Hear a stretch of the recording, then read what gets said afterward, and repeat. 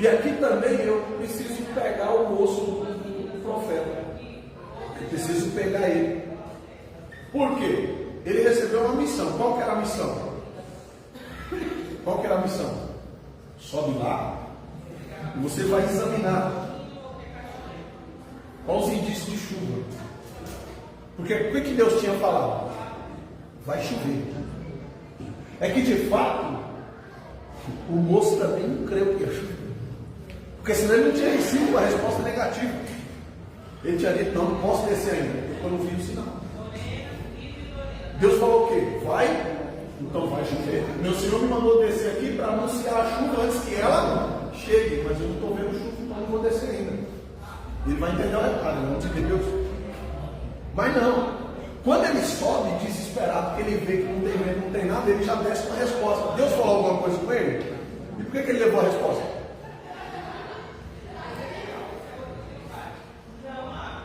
Cuidado, irmão. Tem respostas que chegam para nós que não vem de Deus. Às vezes é só a emoção humana falando, às vezes é só a situação falando, às vezes a situação está enganando as pessoas que estão acerca de nós. E muitas das vezes elas são desfavoráveis. É por isso que o médico desengana as pessoas, é por isso que a situação acontece, é por isso que tem um monte de gente de depressão, porque está fazendo a leitura errada. Porque se você tem uma palavra liberada, não creia nessa palavra. A palavra já tinha sido liberada. Qual tinha sido a palavra? Qual? Então pronto. Agora ele falou que hora que ia chover? Não. Então ainda está em tempo, meu irmão. Vai chover hoje. Ainda estava no meio do dia. Tinha 12 horas para chover, pastor. Que desespero é esse? Deus não já falou que vai fazer? Seu enterro está marcado para amanhã? Então dá para esperar. Que desespero é esse? Que situação é essa? Deus está agindo ao seu favor. Espere até ouvir a voz de Deus. É difícil? É difícil. Porque a gente se esquece. Quando a gente começa a fazer a leitura do ambiente e de tudo aquilo que está dando errado, a gente se esquece que tem uma palavra errada.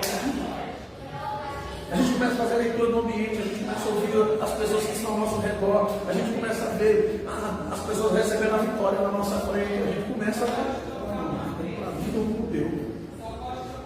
A gente começa a desesperar, porque parece que só a nossa vez que não chega, a vez de todo mundo chega, a nossa vez parece que não vem, parece que só a marca quando é a nossa vez. Sim ou não? Porque a gente se esquece de uma palavra liberada. Foi a Cris, né, que pregou aqui outro dia, disse, eu não posso saber, se eu souber ela tá pai, e assim. E eu ali atrás, falei, coitada, e ela pensa que é só ela. Todos nós atrapalhamos o agir de Deus, é por isso que Deus tem muita coisa que Ele não fala para você, porque Ele sabe que você vai atrapalhar. Se Deus fala para você assim, ó, vai chover, você já vai começar a catucar o céu, e dizer, essa chuva não cai logo, assim, não jeito. Então é por isso que Deus prefere ficar em si, para você não atrapalhar. Agora fique tranquilo, na hora que começar a chover você vai saber. Na hora que começar a chover você vai ser o primeiro a saber. Então vamos lá. Isso aconteceu 7 vezes. E aí a minha pergunta, e também deveria ser a sua, isso foi perseverança ou impaciência? Agora nós sabemos que é impaciência. Mas quando a gente lê o texto sem examinar, parece que está tudo bem. Ele só está em busca de uma resposta do que se Deus já tinha falado que ia acontecer. Ele tinha que procurar alguma outra resposta? Não, ele já tinha resposta do que ia acontecer. Então somente ele tinha que pôr a mochilinha nas costas. Se eu acabe, estou caçando a caminho de casa, não vai cair água aí. Quem sabe essa atitude dele teria dado mais moral para as suas palavras. Está entendendo? Se ele falar para a cara assim, meu rei, vai chover, viu? Vai aqui minha mochilinha, vamos embora, menino. Agora vai cair água. Quem sabe a Cabe já tinha sido desesperado, desmontado da sua tenda. Gente, vamos embora. Mas a atitude desesperada dele agora também impede a Cabe de crer. E essa incredulidade agora de Acabe está embasada na visão do homem de Deus que ele está vendo. Porque o homem de Deus agora está transparecendo desespero. de quem falou algo e não acredita se vai acontecer. Então, cuidado para as suas ações não contradizer aquilo que você está falando. Cuidado para as suas ações não contradizer aquilo que você está ensinando. E é isso que aconteceu com Acabe. Acabe com Elias, ele chega e disse: vai cair água. E Acabe deixa de crer naquela palavra por causa da ação que Elias tem na sequência. Qual é a ação que ele tem? Desespero. E agora? Você profetizou cura, meu irmão? Tenha certeza que Deus vai curar. Profetizou morte, já liga para o IML e diz: vem buscar o corpo, que Deus vai matar. Ou você não sabe que é Deus que está falando. Por que você acha que Ezequias desespera quando Elias vira as costas para fazer? E o profeta chega para ele e diz assim: cara, eu tenho um recado de Deus para você. Você vai morrer e eu não vou ficar aqui para fazer o seu velório, não. Ele creu tanto, pastor, que ele ia morrer. Ele fez o quê? Ele riu do profeta? Ele desdenhou do profeta? Ele fez o quê? Meteu a cara na parede. Se Deus tem misericórdia, eu não quero morrer também. Porque a atitude do profeta embasou aquilo que ele estava falando. Mas nessa condição aqui, a situação é outra. A postura do profeta não condiz com aquilo que ele está ministrando. Tanto que o moço vai lá 7 vezes, e a 7ª vez o moço desce, quem sabe já cansado, meu Senhor, não aguento mais. E eu acredito, eu acredito, tá? Aqui está escrito. Por que está escrito aqui? Porque foi a resposta que o moço trouxe. Eu acredito que ele estava tão cansado de subir aquele monte, descer aquele monte, que ele fala que Elias quer ouvir, pastor. Quem sabe ele não viu nuvem coisíssima nenhuma. Já pensou nisso? Nem chegou lá. Nem chegou lá. Mas você imagina só, você viu alguma coisa? Não, então volta lá. Você viu alguma coisa? Não, então volta lá. Você viu alguma coisa? Não, então volta lá. Na 7ª vez, sobe lá. Quer saber? Eu vou subir aqui de novo. Você viu alguma coisa? Vi lá de longe, uma coisinha assim, parecia uma nuvem. Do tamanho da mão de um homem. Bastou o profeta crer naquilo que ele já tinha. Deus não precisava mostrar nada, Deus não precisava fazer nenhum tipo de sinal. Deus não precisava. Mas o que Elias queria ouvir? Uma nuvem, um vento, um trovão, um raio lá de longe. Alguma coisa ele queria como sinal de que Deus fosse. Quem sabe o moço entendeu aquilo e disse para ele: meu senhor, eu vi uma coisinha lá longe, assim, que parecia de longe, assim, de longe. Parecia uma nuvem do tamanho da mão de um. Meu irmão, você estender a minha mão aqui, ó, você for lá na rua de lá, pode ser que você não veja. Como que ele enxergou uma nuvem lá no céu do tamanho da mão de um homem? Estava longe. Quem sabe ele idealizou aquilo e disse: é isso aqui que ele quer. Então, que eu não vou subir mais montanha, coisa nenhuma. Porque você está buscando uma coisa que Deus já falou. Você já tem a palavra. Quem sabe o Espírito Santo já falou para eles: cara, sério, o que vocês querem? O que vocês estão procurando? Deus falou que ia mandar nuvem? Não. Deus falou que ia mandar raio? Não. Deus falou que ia mandar vento? Não. Deus falou que ia mandar o quê? Chuva.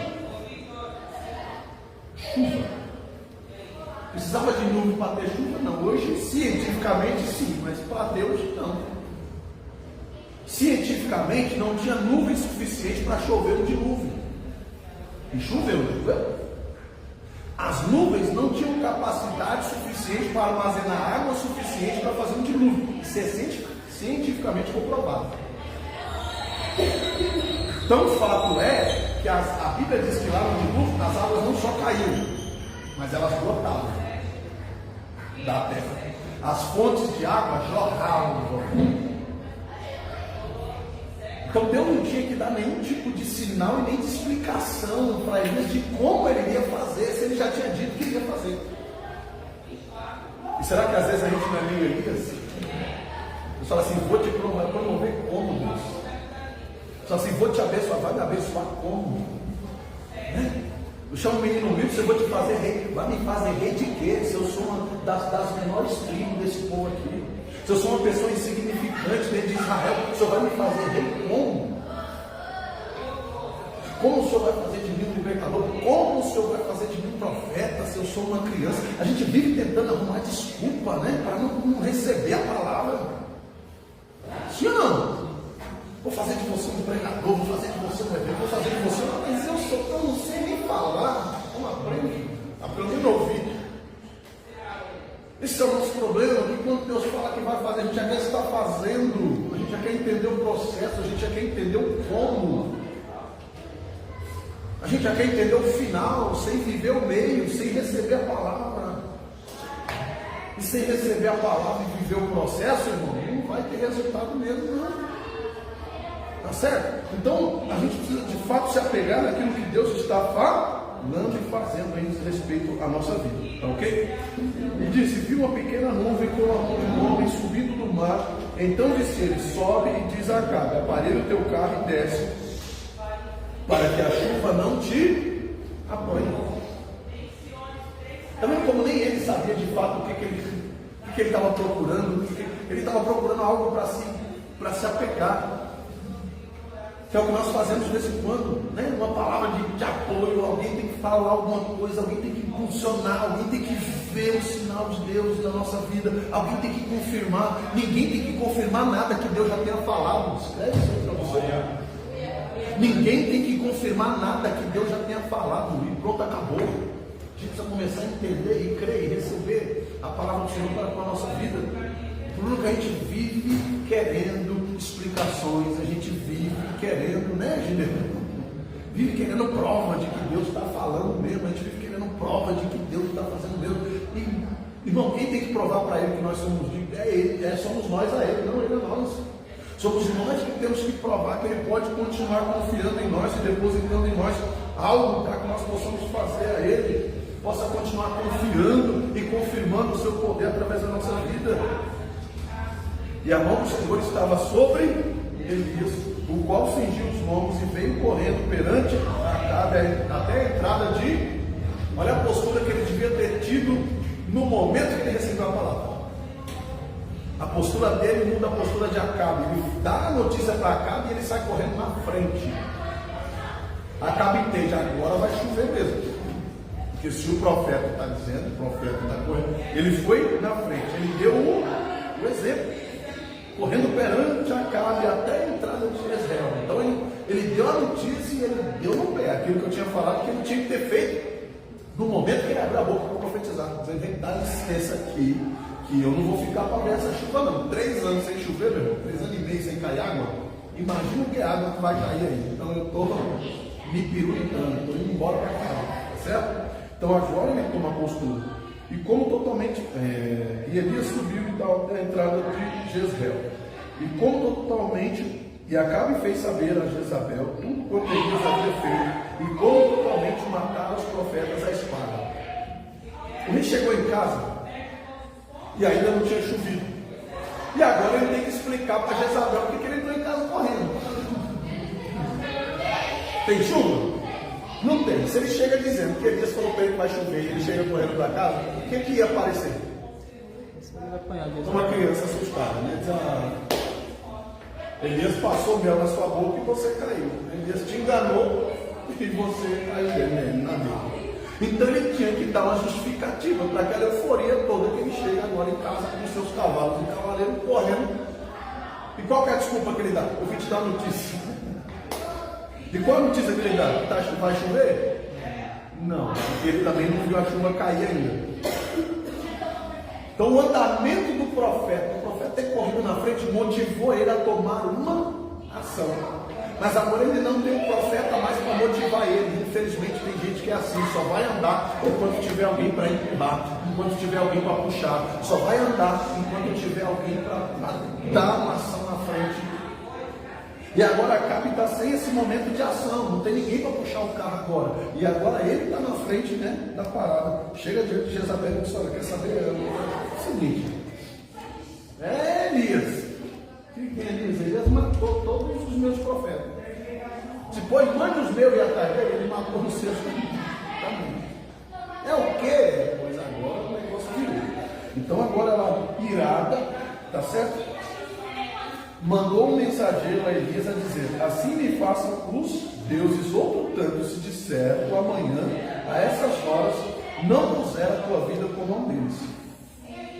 Ela fala assim, ó, que os deuses que eu sirvo, ela diz, para os deuses que ela servia, Astarotes, a raça toda. Então disse: eles me façam o dobro, eles me acabem, me dilacerem, se eu não fizer com você a mesma coisa que você fez aos meus profetas.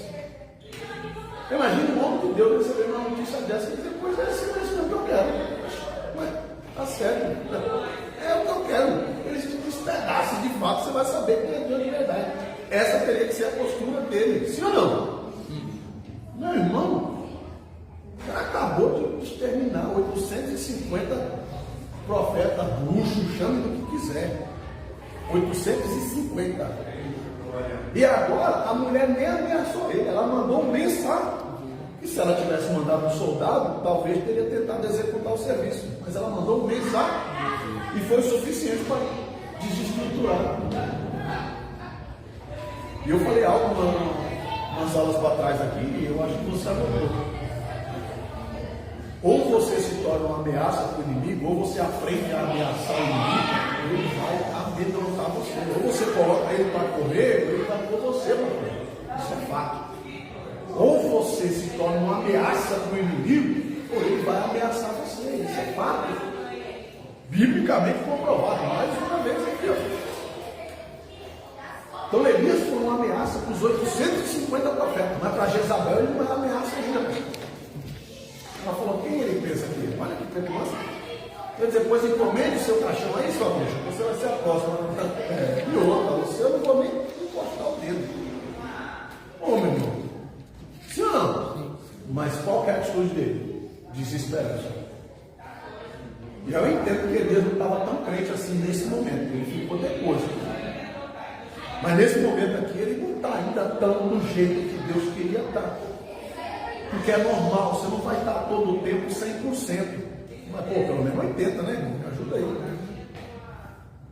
Agora a oscilação de Elias aqui quase que não dá para compreender, porque alguém que fez, né, orou e parou de chover, meu irmão, era para estar caçando um chifre do coisa ruim, mas eu vou ficar aqui para você. Aqui agora vai dar uma briga boa. Mas não. Ele se desespera, ele permite que o medo entre, né, na sua vida, ele permite que o medo o domine, ele permite que aquela situação de fato seja maior do que a fé que ele vem exercendo. E a Bíblia não diz que a sua fé precisa ser uma fé monstruosa. Não tem problema a sua fé ser uma fé pequena. O que eu estou dizendo aqui? Não tem problema você duvidar de algumas coisas, não tem problema você não crer 100% em algumas coisas, você ser meio receoso em fazer algumas coisas. Qual que é o problema? Você não crê que Deus faz. Esse é o problema. Você não crê que o seu Deus é suficiente para resolver esse teu problema. Aí você tem um problema. Se você não crê que o Deus que você serve é suficiente para resolver esse teu problema, aí você tem um problema de verdade. Você não conhece o seu Deus. Você não conhece o Senhor a qual você está servindo. Você não conhece o Deus a quem você está confiando na sua vida. Logo quando o novo convertido, eu passei por uma situação como essa aqui. Eu tinha umas confusões que não era pequena, não. Tinha umas confusões que era muito perigosa. Eu com uma semana de convertido, na igreja, lá na rua,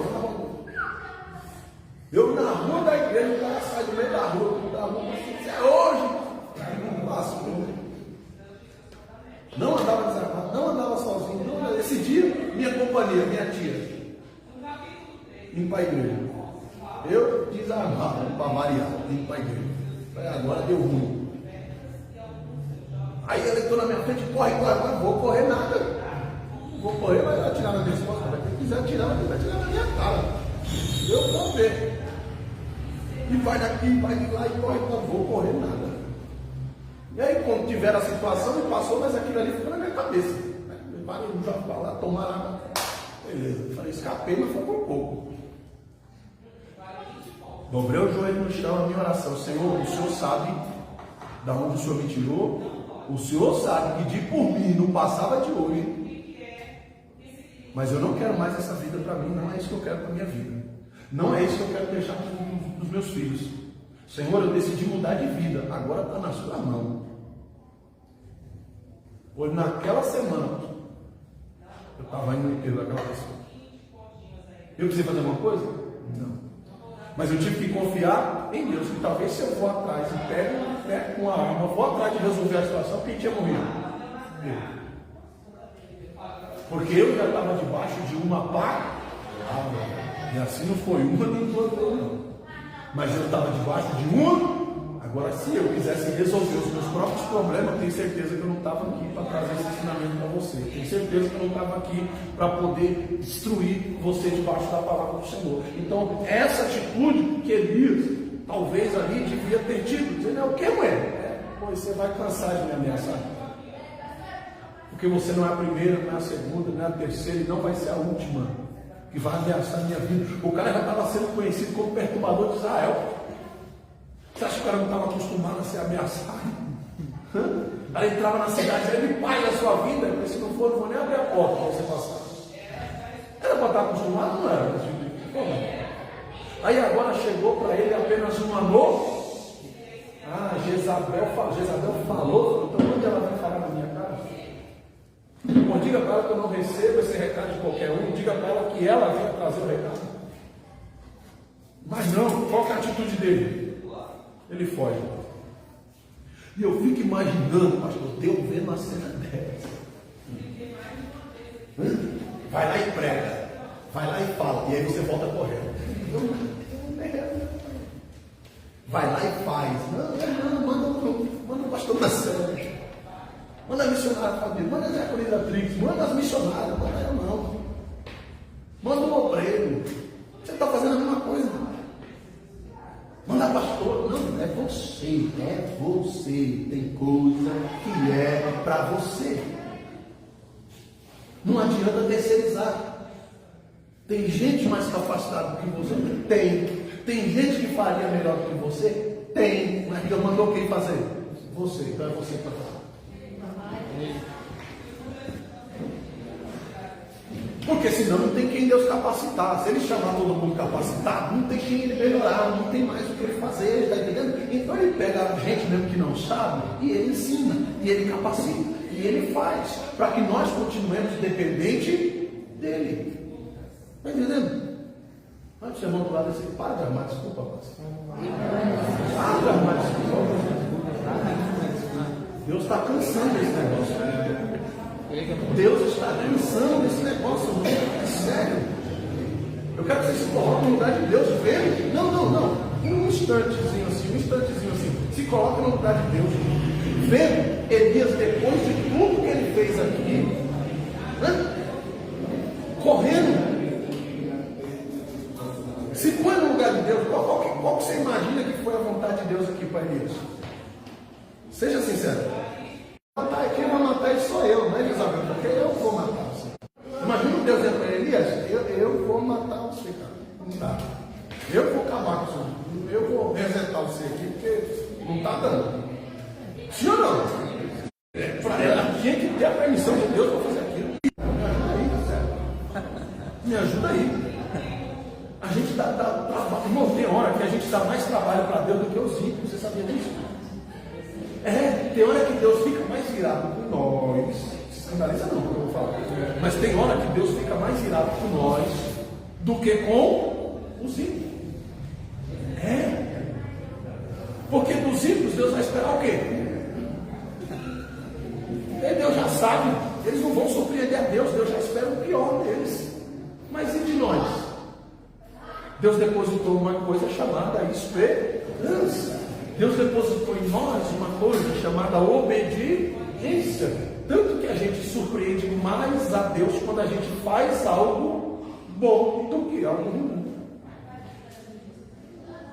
Quando que Ana surpreende ao Senhor? Quando ela entra se lamentando, chorando no templo? Não. Quando ela acaba o culto e ela continua orando, ela continua cultuando, ela continua ali firme das voltas. Ela que eu vou abençoar. Ela conseguiu chamar a minha atenção.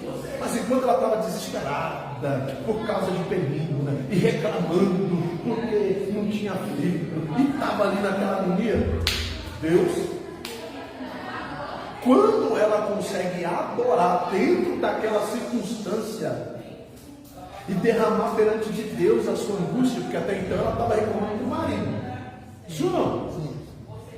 Ah, eu sei, o meu filho, não sei o que e tal. Era um problema particular dela. Quando ela coloca no altar de Deus a sua reclamação, ela vai direto ao trono do Altíssimo. Aí o homem de Deus se viu obrigado a dizer para ela: Deus liberou a sua bênção. Aí Deus nem precisou de mim para fazer nada. O Senhor ouviu a sua oração. O Senhor ouviu o seu clamor. O Senhor ouviu a sua súplica. A gente surpreende mais a Deus quando a gente faz algo bom, algo diferente, do que quando a gente murmura, quando a gente... Por quê? Porque a nossa natureza já é de fato pecaminosa. O que vendo ele levantou para escapar com vida e se foi e veio a Berseba de Judá e deixou ali o seu moço. Ele começou a preparar o seu velório. Ele disse para o moço: ó, fica aí, que eu não sei o que vai ser da minha vida. Fica aí, Judá, que se você não estiver comigo, você não está correndo perigo. Cuidado com as suas companhias. Você pode não estar fazendo nada de errado, mas dependendo de quem você anda, você está ferrado. Tem um ditado por aí que diz assim: ó, diga com quem tu andas e eu direi quem tu és. E aí vem. E ele foi ao deserto ao caminho de um dia e veio e assentou debaixo de um zimbro. Por que não debaixo de uma figueira? Por que não debaixo de um coqueiro? Por que não debaixo de qualquer outra árvore? Por que de um zimbro? Será que tem alguma coisa aqui? Ou será que foi a única coisa que ele achou ali? Porque apesar de Deus ser um deserto, tinha a sua parte úmida, a sua parte fria, tinha a sua vegetação natural do deserto. Então tinha outras vegetações ali. Mas ele preferiu se assentar debaixo de um zimbro. E pediu seu ânimo à morte, né? Pediu a Deus que tirasse a sua vida, dizendo: Senhor, para mim já chega, para mim basta. O zimbro, para quem não sabe, tem uma representação de renovo, de restauração. Também era um ato de compaixão, de misericórdia. Tinha uma brincadeira, eu não lembro, não vou levar o nome, da minha idade não lembro mais de nome. Mas tinha uma brincadeira que a gente ficava de pé na perna, de corre-corre quando era pequeno, e quando segurava em alguma coisa, não podia ser pego, né? É da sua época, não é da minha. Então, você estava correndo ali, quando você tocava, né? No objeto, enfim, alguma coisa ali, você não podia ser pego, só quando você saísse dali. Então, o zimbro, ele tinha uma representação mais ou menos assim, era como se fosse um lugar de refúgio, tá? O zimbro representava um lugar de refúgio. Também era símbolo de purificação, porque a sua, vamos dizer assim, a sua vegetação, né, as suas folhas, eu não vou dizer fruto porque eu não, mas enfim, o seu fruto, né, vamos dizer assim, como folhas, poderia ser usado, né, como algo para purificação. Que naquela época era feito como? Através de banho, né? Foi pregado isso aqui recentemente, através de lavagens, né? Ou sabão. Ou a outra questão de purificação também era feita através de fumaça. Lembra que o sacerdote entrava no templo, fazia fumaça e tal. Então o zimbro, ele tinha essa representação, tá? De purificação e também de restaurar. Correu para o lugar certo, né? Nós temos um zimbro hoje para correr de baixo, né? Dá o endereço aqui, nós saímos correndo. Tem um zimbro hoje. Qual é o zimbro de hoje? Tem um zimbro hoje. Mas aqui entre nós existe um zimbro ainda. A igreja. Lugar de refúgio, lugar de restauração, lugar de santificação. Que através de Jesus Cristo nós alcançamos essa misericórdia de Deus. É Ele que vem para nos salvar. É Ele que vem no zimbro para dizer: agora sim você está seguindo. O zimbro é o lugar de encontro, é o ponto de referência. É o lugar que Ele olhou para nós e disse que nós devemos estar quando Ele voltar. E tem gente que diz que pode rasgar o velho testamento e olhar fora, né? Não, está aí. A pessoa de Jesus está inserida em todo o Velho Testamento. Um lugar de refúgio e restauração. E a Bíblia vai mostrar agora que ele não está no lugar errado. Porque ele chega aqui esgotado. Você vê um profeta aqui, gente, nas suas últimas, dizendo assim: ó, estou acabado, não aguento mais. Sabe aquela oração? De novo comigo. Ah, meu Deus, Deus está cansado de ouvir isso. Não pensa você, né? Não pensa você que esse tipo de oração vai comover a Deus, porque não vai. Você pode chorar o tanto que você quiser, porque está acostumado. Porque já tem um dia certo dele secar as suas lágrimas. Quando que é? Quando você passa a beça para melhor. Não é isso que fala, né? Apocalipse. Naquele dia, ou é só na Bíblia do pastor que está assim? Naquele dia ele vai enxugar o seu choro, ele vai limpar as suas lágrimas. E aí não vai ter choro. Quando chegar esse dia aí, meu irmão, tu vai chorar muito. Não adianta mentir para você, tá? Isso não tem na sua Bíblia. Você se engana se você quiser. Tem umas pregaçãozinhas melhor para isso. Se você quiser, você pode ouvir. Mas não vai cumprir. Porque o que está escrito? Que tem um dia para ele enxugar as nossas lágrimas. E até chegar esse dia, meu irmão, nós vamos continuar chorando sim. Nós vamos passar por situações que nos entristecem? Sim. Nós vamos enfrentar dificuldades? Sim. E qual que é a nossa esperança? Que Ele está conosco. Então, se Ele está conosco, não tem problema. Eu vou continuar chorando, mas eu sei que Ele está comigo. E eu sei que vai chegar um dia que Ele vai se levantar ao meu favor e aí as coisas vão mudar. Mas enquanto isso, um dia eu vou estar alegre, um dia eu vou estar bem, outro dia eu vou estar mais ou menos, outro dia eu vou estar triste. Mas o que eu não posso é estar parado. Você vê que as lágrimas dele aqui não incomodam a Deus, pastor. Deus aparece aqui quando ele está chorando, se lamentando, dizendo que quer morrer. Deus aparece aqui, pastor. Quando Deus aparece? Quando ele está sumido. Quando ele está sem orar. Quando ele está, sabe? Aí Deus vem. E aí Deus vem e diz: o que ele está fazendo aí? É engraçado que Deus não chega assim: ô coitadinho, ô meu filho. Não. Deus chega logo com repreensão, chega logo com pé no peito. O que você está fazendo aí? Por quê? Se ele não está chorando, ele não estava ali desanimado, ele não estava pedindo que era para morrer. Qual que é a nossa imagem? Não, qual que é a nossa imagem? Deus ia chegar fazendo o quê? Ô tadinho, ô filhinho de papai, ô meu profeta preferido, ô meu profeta de Israel, ô meu lindo, vem cá. Ô meu bebê, vem, não. Ela está ali pedindo para morrer, está desesperado, né? Oh, Deus vai ter compaixão dele. Quando Deus chega e diz: o que deu na sua cabeça? Quem foi que deu para você essa rota? Como se Deus falasse mais ou menos isso para ele. Quem foi que te deu essa rota? Quem foi que mandou você seguir esse caminho? É isso que Deus está falando para ele. Quando Deus fala para ele assim: o que fazes aqui? Vou traduzir para você. Deus fala para ele assim: quem mandou você pegar esse caminho? Não é aqui que era para você estar. Não é dessa maneira que eu queria te encontrar. Deus traz uma repreensão e uma repreensão dura para ele. E deitou-se e dormiu debaixo do usido. E eis que então um anjo, não foi nem um anjo do Senhor. Você percebe aí? Foi um anjo qualquer. De tanta importância que Deus deu, pastor, para a choração dele. Deus pegou o primeiro anjo que passou lá. Não é o anjo do Senhor aí, você entende? Não é Jesus aí. Também não é Gabriel, não é Miguel, não é nenhum anjo de escala importante, vamos dizer assim. É um anjo qualquer que estava passando lá e falou: vem cá. Está vendo aquele legúmeno ali? Está vendo aquela pecinha ali, ó, no deserto? Está vendo? Eu queria mandar um raio assim, acabar com ele agora, para mim não ter que olhar de novo para ele. Vai lá e entrega uma mensagem para ele. Levanta e come, meu irmão. O homem não faz amizade. O anjo vem e entrega que Deus. Você tem que parar dessa mania de querer ficar alisando cabeça que Deus quer dar croca. Você tem que parar dessa mania de querer adoçar o café que Deus mandou amargo. Você tem que parar com essa mania de querer enfeitar o que Deus mandou fazer. Deus deu uma ordem para o anjo aqui, o anjo desce e executa exatamente do jeito que Deus O anjo não faz amizade. Oh, eu sou um anjo fulano. Eu vim aqui a ordem de Deus. O anjo aparece e diz: levanta e come, meu irmão. É o quê?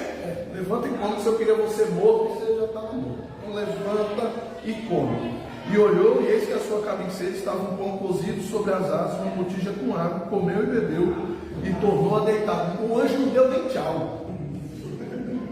Olha no carro dele. O anjo chegou lá, deixou lá a comida, levanta, meu irmão, e come. E ó, quando ele olhou, a comida está lá, e o anjo já tinha se fedido. O anjo já tinha ido embora. Nem tchau ele deu. E aí a gente quer ficar bebelosando com que Deus, né? Não, meu irmão. Tem hora que a mensagem tem que ser curta e grossa, tem que ser direta, igual espada de dois gumes. Ele fica ali sem entender nem o que aconteceu. Ele fica ali procurando uma razão para Deus não ter o matado. Aí ele começa uma reunião com ele mesmo, né? Dizendo: rapaz, Deus podia ter me matado, mas agora aqui deixou uma comida para mim. Mas também não disse que é comigo. Também não disse que é para mim continuar. Eu não sei nem se Deus ainda me tem como profeta. Não, imagina a mente do cara agora. E aí? E agora? Acho que a nossa amizade não é mais a mesma. Ele não disse que me ama. Ele não disse que eu sou profeta de Israel. Ele não me mandou voltar. Ele só me deu o que comer, e isso ele faz com toda a criação. E os satelias ali, como ele trata toda a criação, Deus alimenta as aves do céu, os peixes no mar, não é isso que a Bíblia diz? Deus manda a providência geral, e o que ele estava precisando naquele momento era a providência. Deus deu a providência, mas não teve relacionamento, não teve amizade. Foi Deus que quebrou? Não, porque a Bíblia diz que quando nós viramos as costas para ele também vira as costas para nós. Então Elias sabia a consequência do que ele tinha feito, e que a culpa não era de Deus. Então ele deita e dorme, porque ele não tem mais esperança do que vai acontecer. E para ele o seu ministério acabou. Tem alguém assim aí? Eu acho que Deus não conta mais comigo. Deus levantou um outro aí, Deus levantou aquele ali, Deus levantou aquela ali. Agora Deus não precisa mais de mim. Ou será que Deus quer te mandar para outro mundo? Porque tem gente que é assim: se Deus manda ele fazer mal, ele acha que ele vai fazer aquilo ali até morrer. Elias entende que ele não ia fazer aquilo ali até morrer, porque Deus já tinha mandado ele preparar um doce. E quando Deus manda a gente preparar um doce, você pode preparar mal. Quando Deus manda você preparar alguém, é porque ele já vai trazer uma mudança sobre a tua vida, vai te trazer outra responsabilidade, ele vai te subir de nível. E a gente começa a ficar angustiado ou agoniado, porque Deus vem levantando alguém aí. Se Deus está levantando alguém na sua presença, é porque você está atrasado, meu irmão. Levanta e corre. Está entendendo? E o anjo do Senhor tornou a segunda vez e o tocou e disse: levanta-te. Agora o anjo é outro. E o anjo do Senhor agora é outro anjo.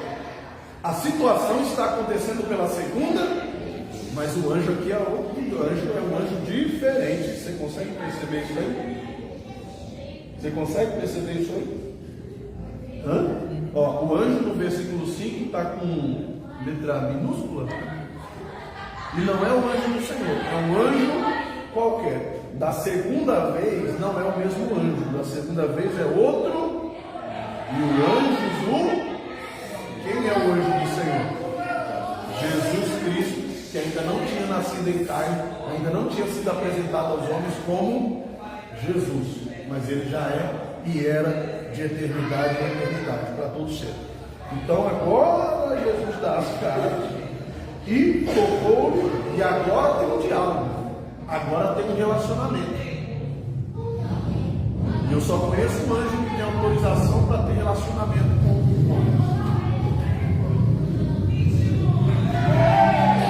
Além de Gabriel, que veio trazer uma notícia, veio especificamente. Por que Gabriel veio ter um relacionamento? Porque Jesus não podia vir, porque Jesus estava ali em forma humana. Jesus já estava separado para ser apresentado em forma humana. Então Gabriel vem para assumir esse papel de Jesus, enquanto Jesus iria ser gerado no ventre de Maria. Depois disso, quem tem um relacionamento, o anjo que tem um relacionamento com os homens é apenas ele.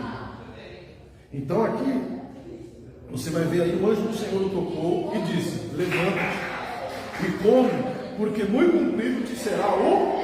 Você entende que aqui já tem agora um diálogo? Você viu que o tratamento agora é diferente? Levanta.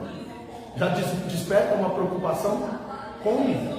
Por quê? Porque eu ainda conto contigo. É isso que eu estou dizendo. Come. Porque você ainda tem um trabalho para fazer. Come, porque eu conto com você. Come, porque você ainda é profeta. É como se o anjo animasse ele de alguma forma. Você entende isso aí? Levantou e comeu e bebeu. E a força daquela comida, ele caminhou 40 dias e 40. Viu como é que a comida era diferente? O anjo era diferente, a situação era diferente. Ele recebeu de maneira diferente. A postura dele agora foi diferente. Você entende que o relacionamento com esse anjo na pessoa de Jesus Cristo aqui mudou Elias? Você vai ver um Elias diferente a partir de agora. Você pensava que Elias era profeta, que Elias era crente, você vai ver Elias a partir de agora, depois desse relacionamento. E a postura dele foi tão forte, que qual que é a sua primeira iniciativa aqui? Jejuar, 40 dias e 40 noites. Ele não para mais nem para comer. A Bíblia diz que aqui, ó, com a força daquela comida, ele caminhou. A Bíblia diz que ele só foi comer 40 dias e 40 noites. Teve outro episódio desse na Bíblia? Em cima do monte, Moisés e Deus. Enquanto Moisés estava no relacionamento com Deus em cima do monte, ele não come nem bebe, porque ele está sendo alimentado pelo próprio. Foi a mesma coisa aqui com Elias. Elias agora está num relacionamento mais afinco com Deus, um relacionamento mais próximo com Deus, um relacionamento mais firme com Deus. Você entende isso? E o que acontece agora?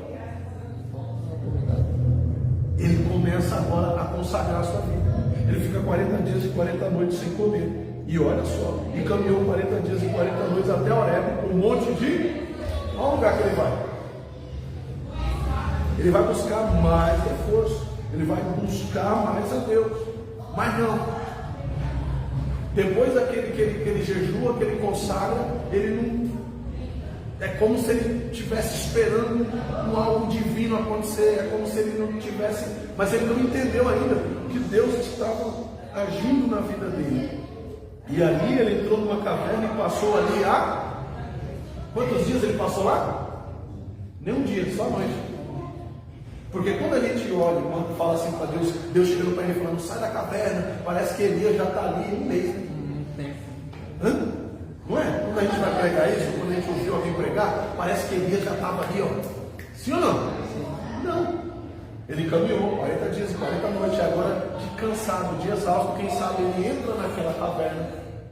E aí agora, e eis que a palavra do Senhor, o mesmo anjo que falou com ele lá, agora vem só em voz. E disse, que fazes aí, Elias? O que será que aconteceu aqui? Por que o anjo traz essa repreensão para ele depois de ter animado ele daquela forma? O que vocês acham? Um de cada vez, para não se ouvir todo mundo nisso. Porque isso aqui era a manha. Isso aqui era a manha. Elias, pare, descansei. Não aguento mais. Se não for, larga de frescura. O que faz aí? Você acha mesmo que aquela comida que eu te dei era para caminhar só 40 dias e 40 noites? Você acha mesmo que o poder que eu derramei sobre a tua vida, que a graça que eu derramei sobre a sua vida era para caminhar só um mês e meio? Entendeu não? Deus dizendo para você, você acha mesmo que o renovo que eu te dei era para fazer só isso que você já fez? Você acha mesmo que o poder e a autoridade que eu derramei sobre a tua vida era para você chegar só até aqui? É isso que Deus está falando para ele aí. Você acha mesmo que todo aquele avivamento que eu fiz queimar no seu peito era para você conseguir chegar aqui no pé do monte e desmaiar? Essa é a repreensão. Não é que Elias estava ali se escondendo há dias. Não, ele tinha passado ali apenas a noite. Mas Deus chega para ele e diz o quê? Não é hora de parar, Elias. Você ainda não fez o que eu te mandei. Você ainda não cumpriu a sua missão. Não é hora de descansar. Para quem está pedindo férias aí. Não é hora de descansar. Não é hora de parar. Não é hora de retroceder. A sua caminhada ainda não terminou. E Deus vai passar a mão na cabeça dele agora, né? Vamos ver, não é possível. E ele diz: eu tenho sido muito zeloso, Senhor. Eu tenho feito o mandato do Senhor. Ele tenta justificar, né? Porque os filhos de Israel deixaram o seu conserto, derrubaram os altares e mataram os profetas à espada, e eu fiquei só, e buscam a minha vida para matarem. E ele disse: sai para fora e te põe nesse monte perante a face do Senhor.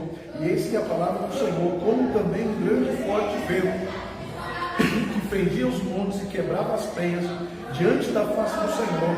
Porém o Senhor não estava no vento. Ele não já estava no relacionamento com Deus ali? Deus já não estava falando com ele?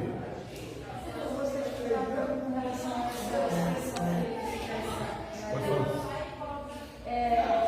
Pode ser que ele ouviu toda essa notícia esses 40 dias e por esse fato ele não. Lembra quando ele vai para o combate?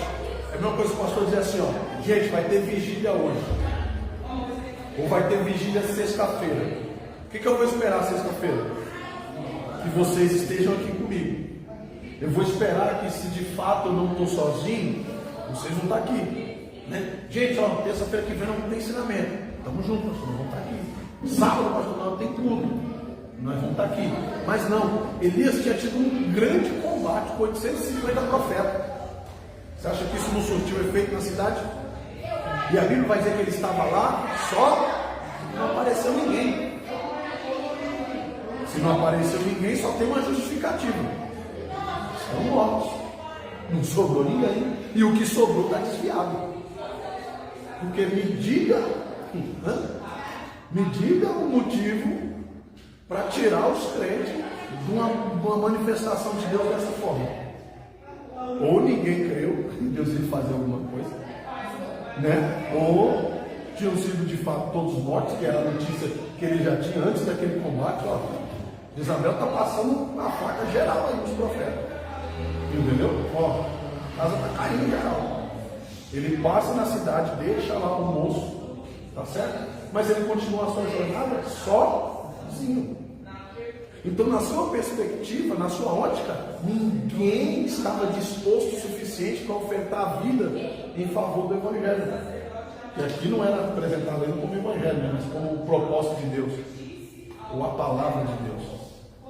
Tá certo? Então, ele faz a sua leitura de toda a situação, meu. Pô, cara, teve vigília lá na igreja, você não foi? Pô, você não é cooperador?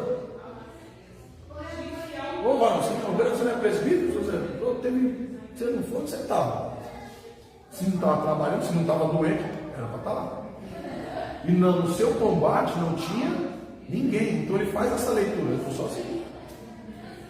Eu procurei alguém que me desse a mão e eu estava só. Então aquilo traz um certo desespero para ele. Tá certo? E às vezes a gente erra pela mesma coisa, né? Ah, mas não tem ninguém. Ah, mas eu tive uma ideia, eu tive um sonho. Ah, Deus falou, mas não creu. Irmão, quem tem que crer no que Deus está falando para você é você mesmo. Eu não preciso crer, eu não preciso acreditar. Você tem que crer, você tem que acreditar, você tem que executar, você tem que pôr em prática. Porque Deus está falando com quem? Com você. Na hora que Deus falar comigo, na hora que Deus confirmar comigo, eu vou fazer. Tá certo? Ou se Deus falar com você e você vier falar comigo, eu, como homem de Deus, vou ter que orar. E Deus vai falar comigo também. Se for Ele que falou com você, Ele vai falar. E nós vamos fazer. Sim ou não? Quantas coisas aqui, pastor? Às vezes Deus fala como fala, quando não vem aqui e fala como vamos orar. E aí Deus vem e confirma. Deus usa alguém que nem estava aqui, depois a pessoa chega e fala, olha, a gente olha assim e fala, olha assim. É Deus confirmando. Pronto. Porque Deus fala, mas Elias está procurando uma situação e ele não encontra, certo? Vamos lá. Então essa é a justificativa que ele dá. Não tem ninguém aqui, eu estou sozinho e tal. Ele tenta se justificar com aquilo. Você percebe isso aí? Vamos aí, deixa eu... Onde eu estava lendo aqui? 1:10, né? E mataram os profetas, o 11. E ele lhe disse, sai para fora e põe. Então, ele já está tendo um relacionamento com Deus aqui, sim ou não? Deus está falando com ele aqui, tá? Ó, sai para fora, Deus mandou ele sair. Então ele já está tendo um relacionamento com Deus. Mas quando ele ouve, né? Bom, e aí, enquanto Deus está falando com ele, ele viu, ouviu, um grande vento. E por que está escrito aqui? Porque isso chamou a atenção dele.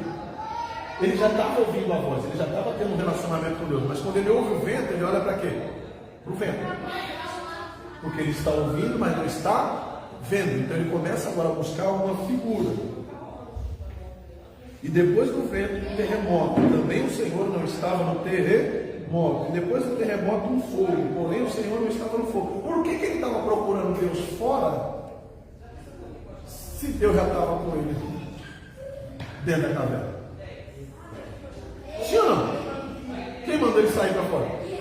Foi Deus. Deus mandou ele sair da caverna. Sim ou não? E por que ele está caçando uma figura? Nós somos mais parecidos com Elias do que a gente pensa. Deus fala, mas a gente quer ver. Sim ou não? Deus fala, mas a gente quer que materializa. A gente quer que aconteça logo, a gente quer se apegar a alguma coisa. Mas o que eu preciso ter por certeza? Que Deus falou. Deus falou, eu tenho que crer.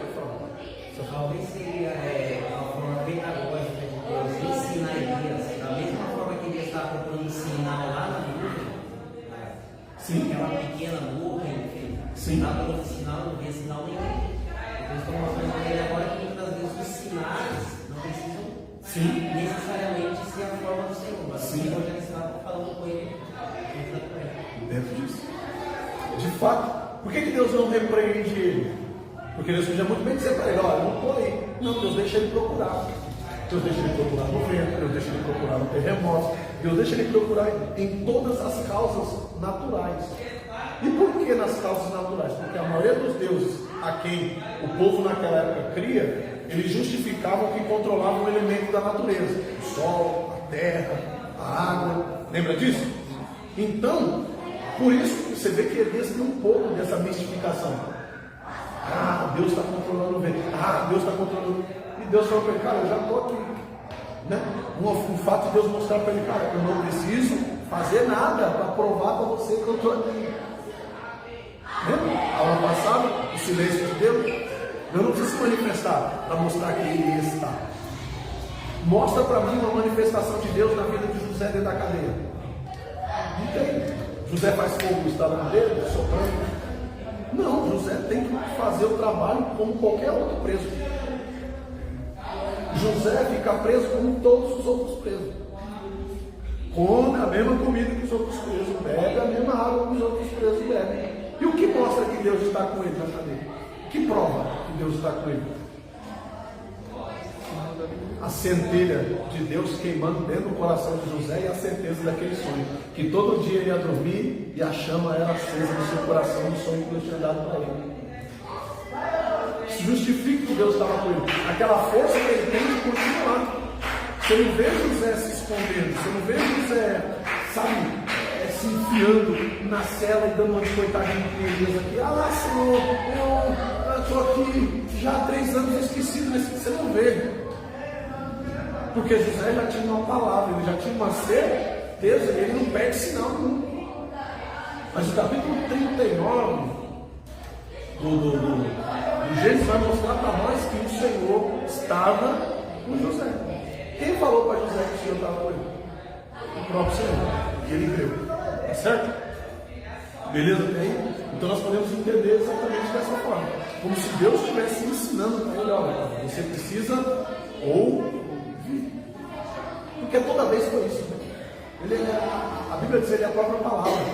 Deus criou os céus, a terra e tudo que existe, a Bíblia diz, pela sua palavra. Deus não precisou usar mãos, não precisou usar pés, Ele não precisou usar nenhum recurso para criar, além da sua. E por que a gente acha que precisa de outra coisa ainda? Se a gente já tem a ação de Deus, a sua palavra. A pessoa crê que aquela palavra presença preenche o coração, a pessoa crê na própria palavra. Porque Deus cumpre, a Bíblia diz que Ele vela pela sua palavra para cumprir. Se Ele falou, Ele já se obriga a cumprir. Sabe aquela coisa que você fica assim, você fala para alguém, cara, eu vou te ajudar. Ou alguém te apresenta uma necessidade, você fala, estou com você. Vou, né? E aí você passa uns dias, você esquece daquilo. Mas aí daqui a pouco você lembra, e aí você começa a se cobrar. Pô, eu falei que ia ajudar fulano, depois. E aquilo ali começa a te incomodar. Sim ou não? A não ser que você for mal pagador aí. Mas se você se compromete mal, você fica se cobrando porque você não está fazendo. Sim ou não? Isso é o que acontece quando Deus libera uma palavra. Deus libera uma palavra para você e aquela palavra começa a incomodar a Deus. Aí vamos voltar lá em Ana. A Bíblia diz que quando Ana tem aquela ação dentro do templo, a Bíblia diz que Deus tem uma reação, por quê? A Bíblia diz que o Senhor se lembrou de Ana. Por que ele lembrou de Ana? Porque ele tinha liberado uma palavra para ela. Você vai deixar de ser sério. Ele vai abençoar a sua vida. Lembra que ela estava vindo no culto? Ela estava cultuando. E uma daquelas palavras entrou no coração dela como uma flecha, ela se apegou à palavra. E ao passo que ela se apegou à palavra, Deus se viu obrigado a cumprir. Porque quem está falando? Deus.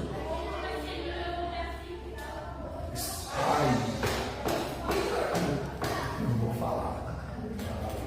E se Deus não está vendo-se obrigado em cumprir algo na nossa vida, é porque a gente não está pegando a palavra. Se Deus não está se vendo obrigado a cumprir algo na nossa vida, é porque a gente não se apegou o suficiente na palavra. Pode dar glória a Deus? Não é culpa de Deus, é culpa nossa. Não é culpa dos anjos, é culpa nossa. Não é culpa da igreja, é culpa nossa. Deus só se vê obrigado a cumprir a palavra que está apegada ao coração de alguém. A parte dele é liberar a palavra. Agora, quem tem que pegar ela, e a Bíblia diz ainda, gravar ela nos nossos corações, somos nós. Ele entrega a lei para Moisés, mas quem tem que escrever a lei? O próprio Moisés. A primeira vez ele escreve, bonitinho, né, mostrando para Moisés como é. Mas da segunda vez em diante, você escreve. Então, se em algum momento Deus não está se sentindo obrigado, e a palavra é essa mesmo. Se Deus não está se vendo obrigado a cumprir algo na nossa vida, é porque nós não nos apegamos o suficiente na palavra. E quando a gente se apega na palavra, a Bíblia diz que ele não é homem para mentir, nem filho do homem para se arrepender, mas ele vela pela tua palavra. Então, glória a Deus por isso, porque se tem gente apegado na palavra aqui, vai viver o propósito, vai viver a promessa, vai viver a lei que Deus liberou sobre a tua vida, em nome de Jesus. Amém? Eita glória! Será que é sério o negócio? Mas é para nós mesmo. Não é para quem está lá, não é para quem está aqui. É para mim, é para você, é para cada um de nós. Tá certo? Então, depois de toda aquela dinâmica, o fogo também, o Senhor não estava no fogo. Depois do fogo veio o quê? A voz de novo. É para provar a fé dele, né? Depois de tudo, a única coisa que ele tem, não tem nenhuma figura, não tem nada que se apegar, tá vendo? Não tem nada para dizer, sabe? Não tem nada ali que ele possa adorar depois. Sabe por quê, pastor? Senão depois qualquer vento, ele ia achar que era Deus de novo. Senão depois qualquer arrepio, ele ia achar que era Deus de novo. Porque senão depois qualquer alegria, ele ia achar que era Deus de novo. Porque senão depois qualquer tremor de terra, ele ia achar que era Deus de novo. Qualquer fogo, ele ia adorar achando que era Deus de novo. Mas Deus agora ensina ele a ouvir a voz. E Deus não vem gritando, Deus não vem trovejando, Deus vem com a voz mansa e humilde, uma voz simples, uma voz branda, que ele teria que estar calmo, tranquilo, para conseguir ouvir e discernir a voz do Senhor. Quantas vezes Deus falou com você, você achou que não era Deus? Porque não sentiu nada. Não sentiu arrepio, não tremeu, não viu fogo. Você não tem que ver nada, você tem que ouvir e prestar atenção e discernir. Porque ele não precisa provar que é ele. Se você tem um relacionamento com ele, você sabe que é ele. Quando os nossos filhos vêm chegando da escola, a gente já escuta lá na esquina, a gente sabe que é o nome. Veio passando um monte de moleque fazendo bagunça na rua, gritando, um assobiando, outro gritando. Quando é o nosso, a gente sabe que são eles que estão chegando. Sim ou não? Quando é a esposa, quando é o marido, quando é alguém conhecido, às vezes, a gente sabe. Sim ou não? Quando é a Damiana, né, que passa lá com ele, a gente já sabe que é ela, que está passando. Então, a gente consegue fazer a leitura de quem a gente tem relacionamento, de quem a gente conhece, de quem a gente sabe quem é. Sim ou não? Tem que ser assim com Deus, irmão. A gente tem que saber quando ele está falando, sabe por quê? A voz do inimigo também, às vezes, ela é audível. A gente tem que tomar cuidado com isso, porque o diabo fala. Você sabia que o diabo também fala? E pior, ele fala e ele traz sinais às vezes. Às vezes ele fala e faz tremer a terra. Às vezes ele fala e faz fogo. Ele traz ações também. E aí, se a gente não tomar cuidado, a gente confunde achando que é a voz de Deus. Porque está tendo sinal. Porque está tendo arrepio. Porque está tendo isso. Porque está tendo aquilo. E eu não estou dizendo que não possa, tá? Você se emocionar quando ouvir a voz de Deus. Eu não estou dizendo que você não pode se arrepiar quando ouvir a voz de Deus. Eu estou dizendo que isso não pode te enganar. Eu estou dizendo que qualquer arrepio que você sentir, você não pode achar que ele é Deus. Você precisa examinar. Você precisa provar, né, amiga? Você precisa experimentar. Você precisa sentir o sabor. Você precisa experimentar para saber se de fato é Deus ou não é falando contigo. Tá certo? É por isso que nós precisamos tomar bastante cuidado acerca disso. Tá certo? Estarmos sensíveis à voz do Senhor sobre a nossa vida e saber que a palavra dele é o suficiente. Nota isso. A palavra do Senhor é suficiente para criar céus, terra, mar, suprir todas quantas necessidades eu tiver. A palavra do Senhor é suficiente para suprir as minhas necessidades. Ele ensina isso para Paulo, né? Paulo está desesperado, Paulo está ali chorando, e dizendo: Senhor, age nessa causa, Senhor, muda essa situação, Senhor, faz desse jeito, Senhor, faz daquele jeito. E o Senhor se compadece de Paulo, né? O Senhor chega para Paulo e diz o quê? A minha graça te basta. O que Deus está dizendo aqui? A minha presença te basta. Você saber que eu sou na tua vida é o suficiente. Você saber que não está sozinho, Paulo, é o que basta. Você conseguir me ouvir é o suficiente. Fique tranquilo. Certo? Às vezes a gente se desespera à toa. Ok? Meu Deus. Vamos lá. Eu vou acabar isso aqui hoje. Vamos lá. Vamos lá, versículo 15. E o Senhor lhe disse: vai, volta pelo caminho para o deserto de Damasco e vem e unge Azael, rei de sobre a Síria. Você vai ungir um rei sobre a Síria. A Síria não era o inimigo do povo de Deus. Você vai pelo caminho, volta pelo caminho para o deserto de Damasco e vem e unge Azael, rei sobre a Síria. Mas não era inimigo? E agora? Se não tem discernimento aqui, eu vou achar que é o diabo falando. Mas isso aqui é novo para nós? Não devia. Porque Jesus vem para nós, né? Mateus, quando ele ensina a oração devocional, ele fala para a gente: orai pelos vossos inimigos. Sim ou não? Orai pelos governantes da terra. Sim ou não? Aqui, ó. O velho atrelado ao novo atrelado ao velho. Deus fala para ele: vai lá e unge o cara. Você vai honrar ele. Também a Jeú, filho de Nis, ungirás rei sobre Israel. Eita, Deus está preparando aqui uma guerra? Não é possível. Levanta um do lado de lá e levanta um também do lado de cá. Unge um lado e unge o outro aqui. Quem sabe era um passo para Israel ser para Elias ser morto até aqui. Porque quem sabe agora ele chegando para ungir o rei de Israel, Jeú, pastorzão, e a notícia chega de que ele tinha acabado de ungir. Você está me vendendo, cara? Como é que é? Explica aí esse negócio. Você estava agora lá almoçando com o rei da Síria? Agora você vem tomar cafezinho comigo, o que está acontecendo? O que você está planejando? Isso ou não? Você quer? Né? Você estava lá tomando café com o inimigo agora? O que você está querendo? O que você está caçando? Mas não, o que mandou? Foi Deus. Se Deus mandou, eu vou obedecer e não vou querer saber o porquê. Inclusive, isso devia ser o jargão entre nós. Se Deus que mandou, eu vou obedecer e não vou querer saber o porquê. Porque quem está mandando? É Deus, então ele sabe o que ele está fazendo, eu não preciso saber. Eu não preciso entender, eu só preciso obedecer. E você vê ele questionando Deus em algum momento? Porque se sou eu falo, não, senta aqui. Não, senta aqui. Como é que é o negócio aí? Eu acho que tem alguma coisa que eu não anotei. Eu vou ungir o rei da Síria e depois eu vou em Israel. Não, isso aí não vai dar certo não, Deus. Fazer igual tem que ser. Não, isso aí não vai dar certo não. Isso aí não, vamos conversar aqui. Isso aí não vai dar isso. Deus, né? Imagina ele tentando explicar. Né? Ele diz, Deus, isso não tem como dar certo. Não encaixa essas pecinhas, não tem como. Não tem como dar certo um negócio desse. E quem falou que era para dar certo?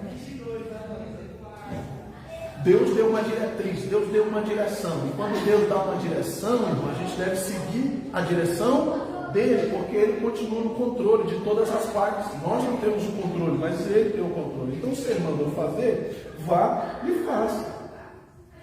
E aí, Deus manda ele ir ainda e preparar um sucessor. Aí aqui ia acabar a minha conversa com ele. Aí você, como é que é? Ainda eu tenho que preparar um sucessor para o meu lugar. O senhor está pensando em me matar? Eu nem vou. Como assim? Se o senhor vai me aposentar, eu nem vou ungir. Então eu nem vou sair daqui.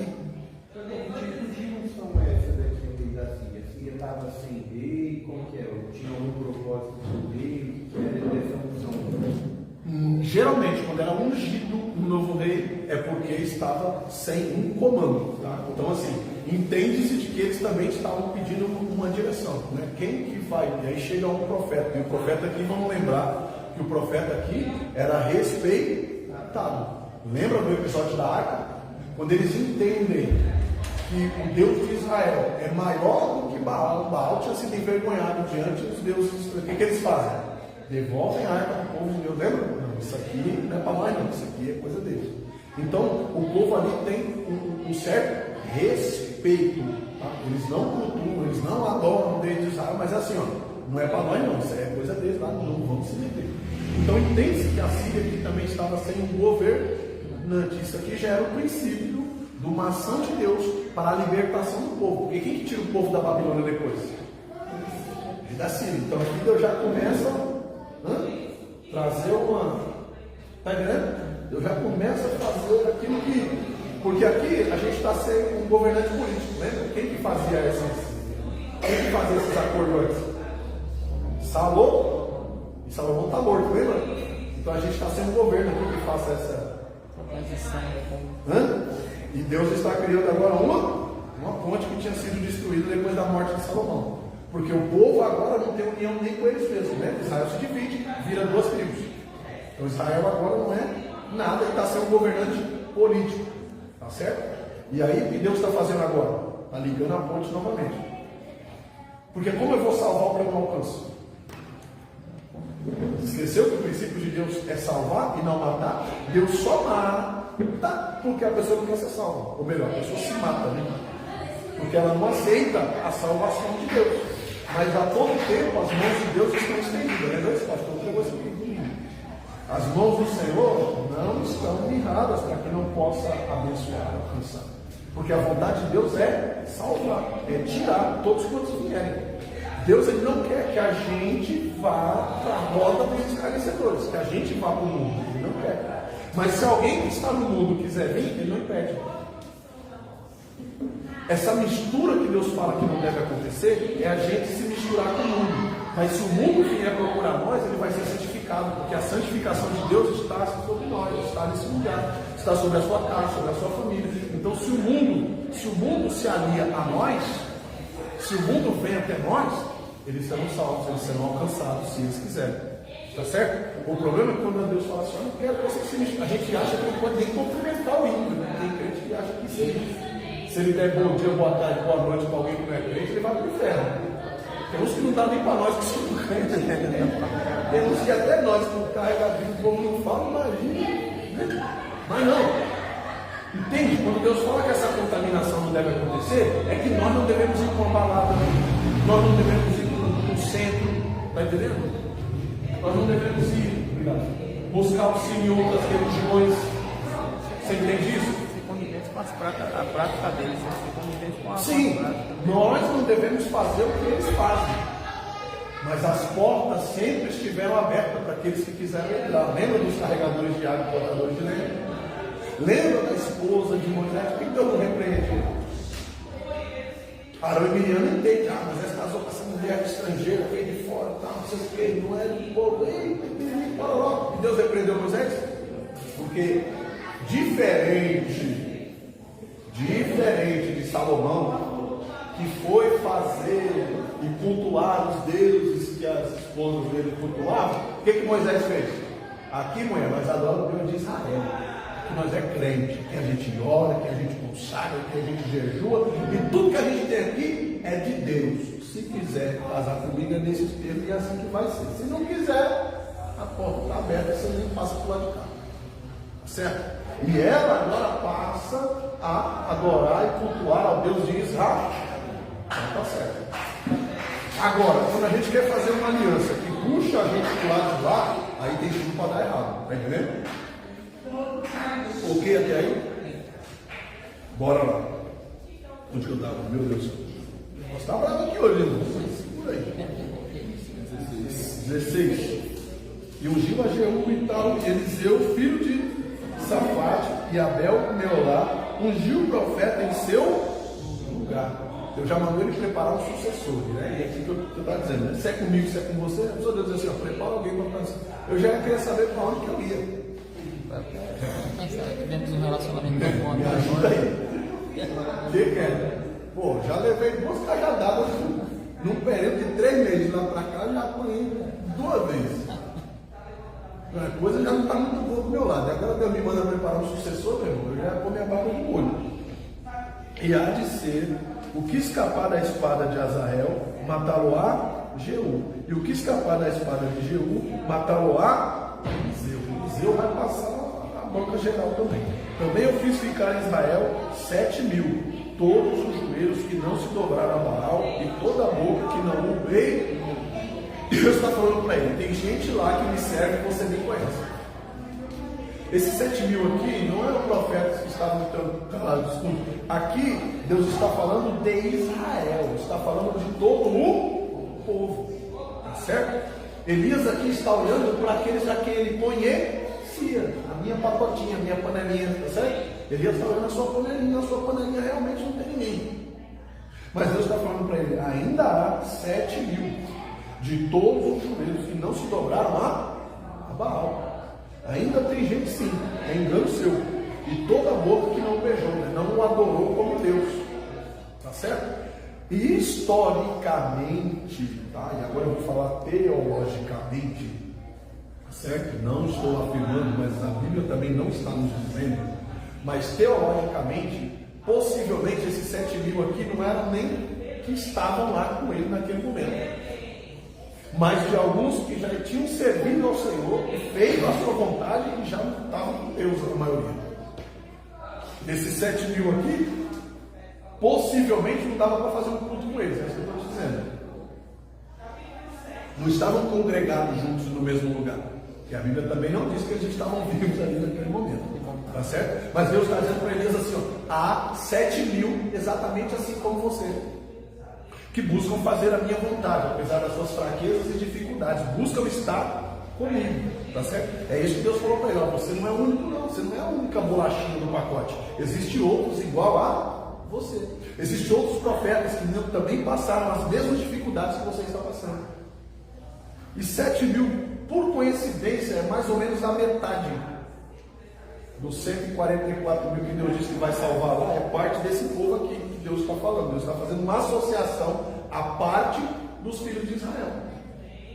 Deus está dizendo que não é o todo, não são todos, não é 100%, mas alguns selecionados entre o povo, entre eles, seriam contados, assim como o Senhor estava contando com Elias naquele momento, e ele já estava para passar a vez também. Você percebe que Deus está dentro do mesmo assunto aqui? Deus fala para ele: ó, você é profeta, você foi importante, você vai cumprir o seu chamado e você vai passar a vez para outro. Não é isso que Deus está falando? E Deus fala para ele: ah, e tem 7 mil que não se dobraram. Ou seja, Deus está dizendo: tem mais 7 mil que são exatamente como você.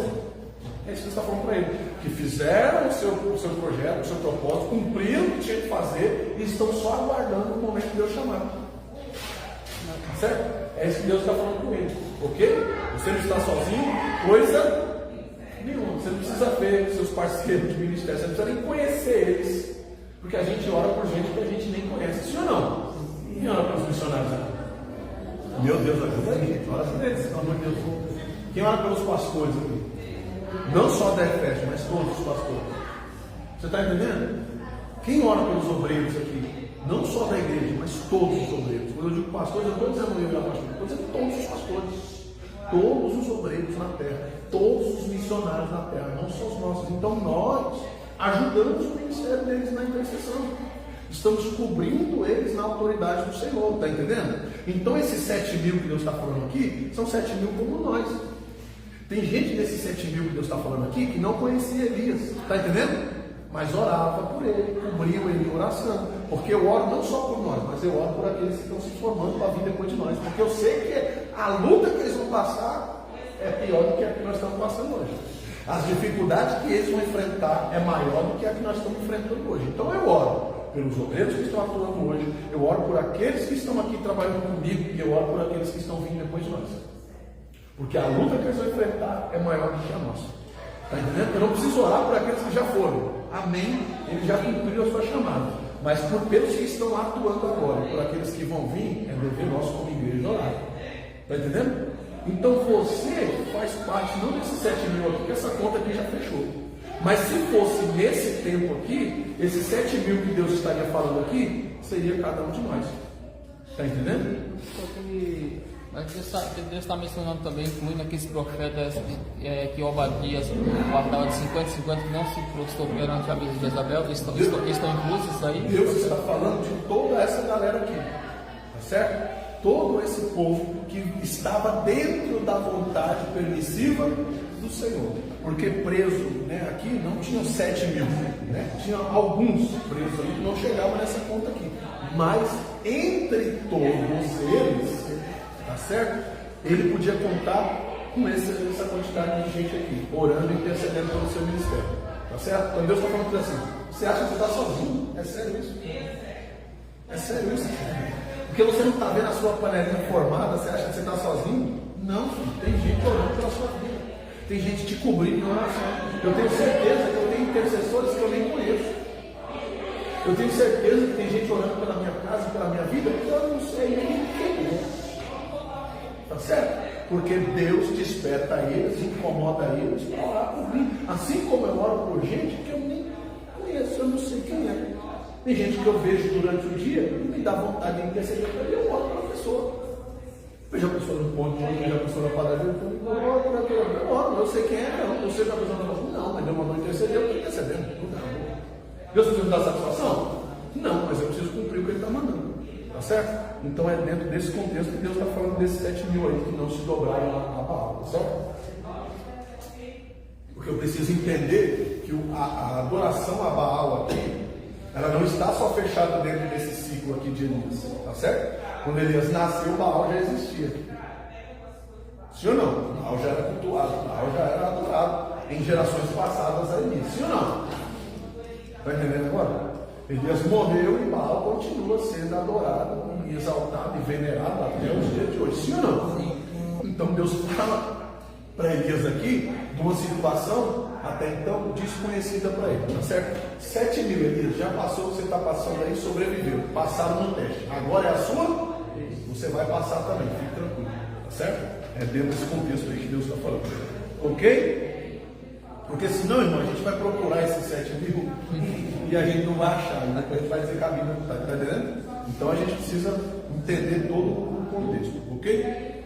Eliseu, filho de Safate, que andava lavando lavrando com 12 juntas de bois adiante dele, e ele estava com a 12ª. Elias passou por ele e lançou a sua capa sobre ele. Então deixou ele os bois e correu após Elias e disse: deixa-me beijar meu pai e minha mãe, e então te seguirei. E ele disse: vai e volta aqui, porque por que te tenho eu feito? Voltou, pois, atrás dele, tomou uma junta de bois e os matou, e com os aparelhos dos bois, ou aparelhos, né, dos bois, cozeu a carne e as deu ao povo, e comeram. Então se levantou e seguiu Elias e o servia. Apareceu até gente aí na hora do churrasco. Na hora da prova não apareceu ninguém não, na hora que fez um churrasco, você viu aí? Apareceu até gente para comemorar. Então vamos lá. Ele estava cuidando aí de uma junta de bois do seu pai, eram os negócios do seu pai. Assim como Davi estava cuidando de ovelhas, Eliseu aqui estava cuidando de bois, 12 juntas de bois, 24 bois, né? Eram 12 bois de parzinho, sabe? Tinham, né? Então, junta porque eram 2, tá certo? Então eram mais ou menos 24 animais aí que ele estava cuidando. E Elias fez uma coisa aí que para muitos pode parecer insignificante. Ele passa pelo jovem, vê o esforço do trabalho dele, o Espírito Santo confirma. Porque lembra que tinha outro jovem na parada aqui? E ele passa na cidade, deixou lá o moço que estava com ele, aquele que subiu 7 vezes lá, não era Eliseu, era outro jovem. Certo? Que estava sendo preparado, que estava sendo ensinado, mas não era a vez dele. E eu imagino agora, Diego, esse jovem, pastor, vendo que Elias levantou Eliseu no meio do caminho. Que pilantra, sacanagem, meu. Eu estava lá com o cara, e agora ele levanta outro. Que pilantra.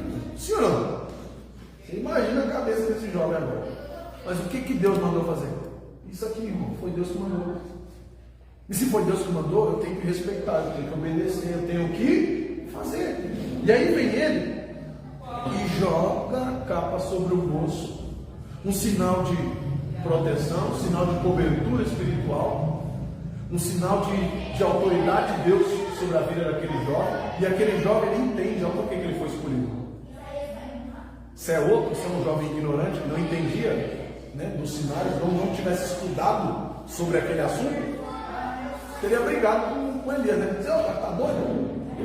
Jogou esse pano na minha cara, pisou no meu pé, né? E hoje em dia esbarra em alguém no meio da rua, você vai confusão que você arruma, né? Mas não, aquele jovem ele entendia os sinais, ele compreendeu, ele fez a leitura, e isso justifica, pastor, porque ele foi escolhido. O primeiro jovem, eles têm que falar para ele: sobe, ele volta. Eles falam: sobe de novo, ele diz: volta lá. Porque ele não entende o que está acontecendo, você entende? Ele não tinha visão do céu, ele não desenrolou. Mas esse outro aqui, ao passo que Elias joga a capa sobre ele, estou entendendo, estou indo. Tanto que ele não pergunta o que está acontecendo, ele fala assim: ó, deixa-me primeiro despedir dos meus pais, aí eu vou contigo. Elias falou alguma coisa com ele: vem comigo, ó, você vai ser o meu sucessor, Deus me mandou chamar você. Elias explica alguma coisa para ele aqui? Não, porque ele já está por dentro do assunto. Entende que Deus às vezes cobra tanto de você? Porque na hora que a sua bênção vier, você vai ter que estar por dentro do assunto. Você vai ter que saber desenrolar, você vai ter que saber fazer, você vai ter que saber descobrir, você vai ter que saber fazer. Não vai dar tempo de te explicar, não vai dar tempo de te falar como é que é. Você já vai ter que saber. Tá certo? Então se prepara para aquilo que Deus fez na sua vida. Tanto você tem orado, mas Deus está falando para você: tenha ação. Tenha ação. Eu estou orando para me dar um carro. Meu Deus, me dar uma moto. Você tirou carta? Não, Deus não vai te dar um carro. Deus não vai te dar um... Você não teve uma ação, você não está mostrando para Deus o que você quer.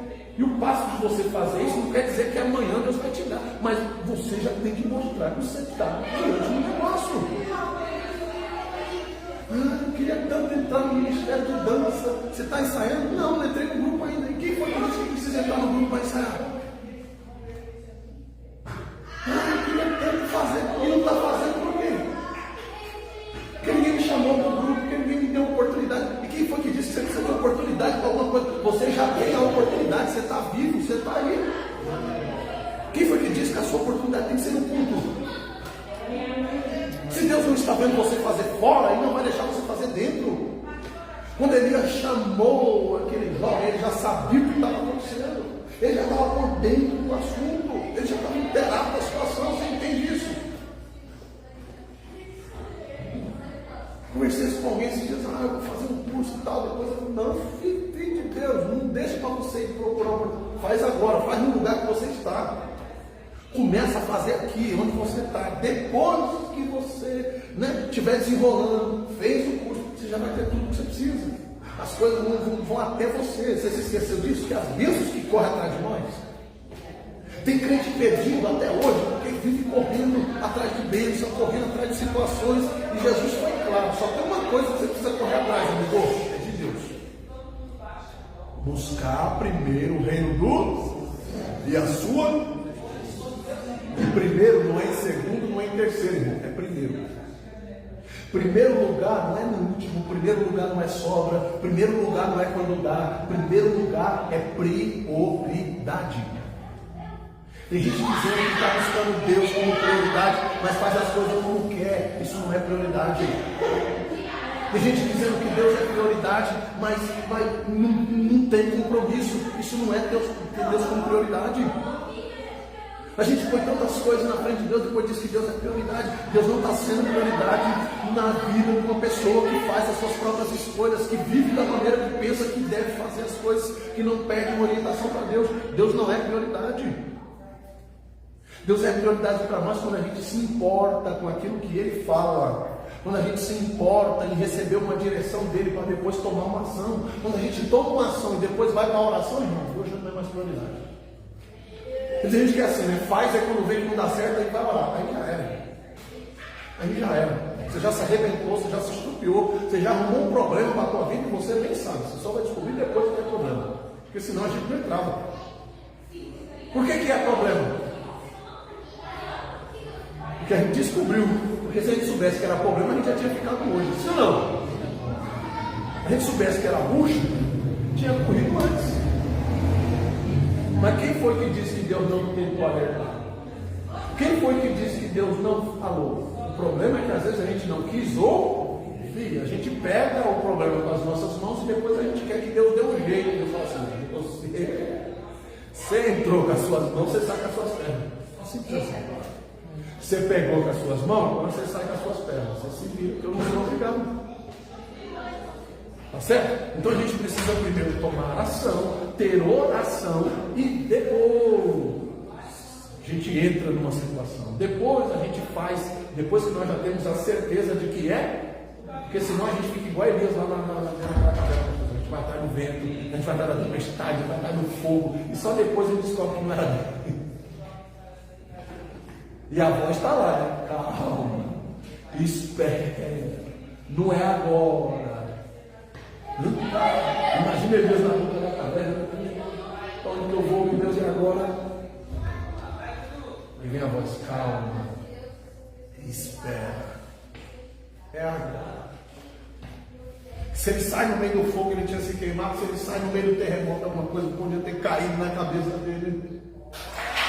Se ele segue o vento, ele estava na onde? No deserto, a areia podia ter cegado ele.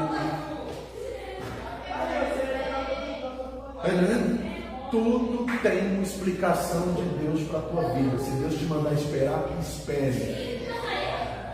Tem gente que não precisa nem o inimigo atropelar ele não se atropela, ela não se atropela. Parece com uma carreta, não, foi você que pegou a carreta e jogou nas suas costas. Né? Foi a carreta que te atropelou, foi você que atropelou a carreta. A carreta estava parada, eu não disse para você, a carreta estava parada. Foi você que deu de frente com a carreta.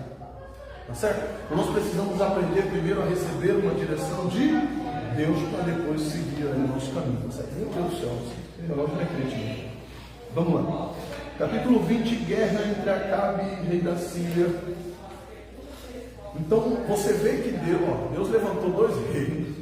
Deus mandou ungir o rei da Síria lá, lembra? E depois mandou ungir um rei em Israel. que não foi Acabe. Né?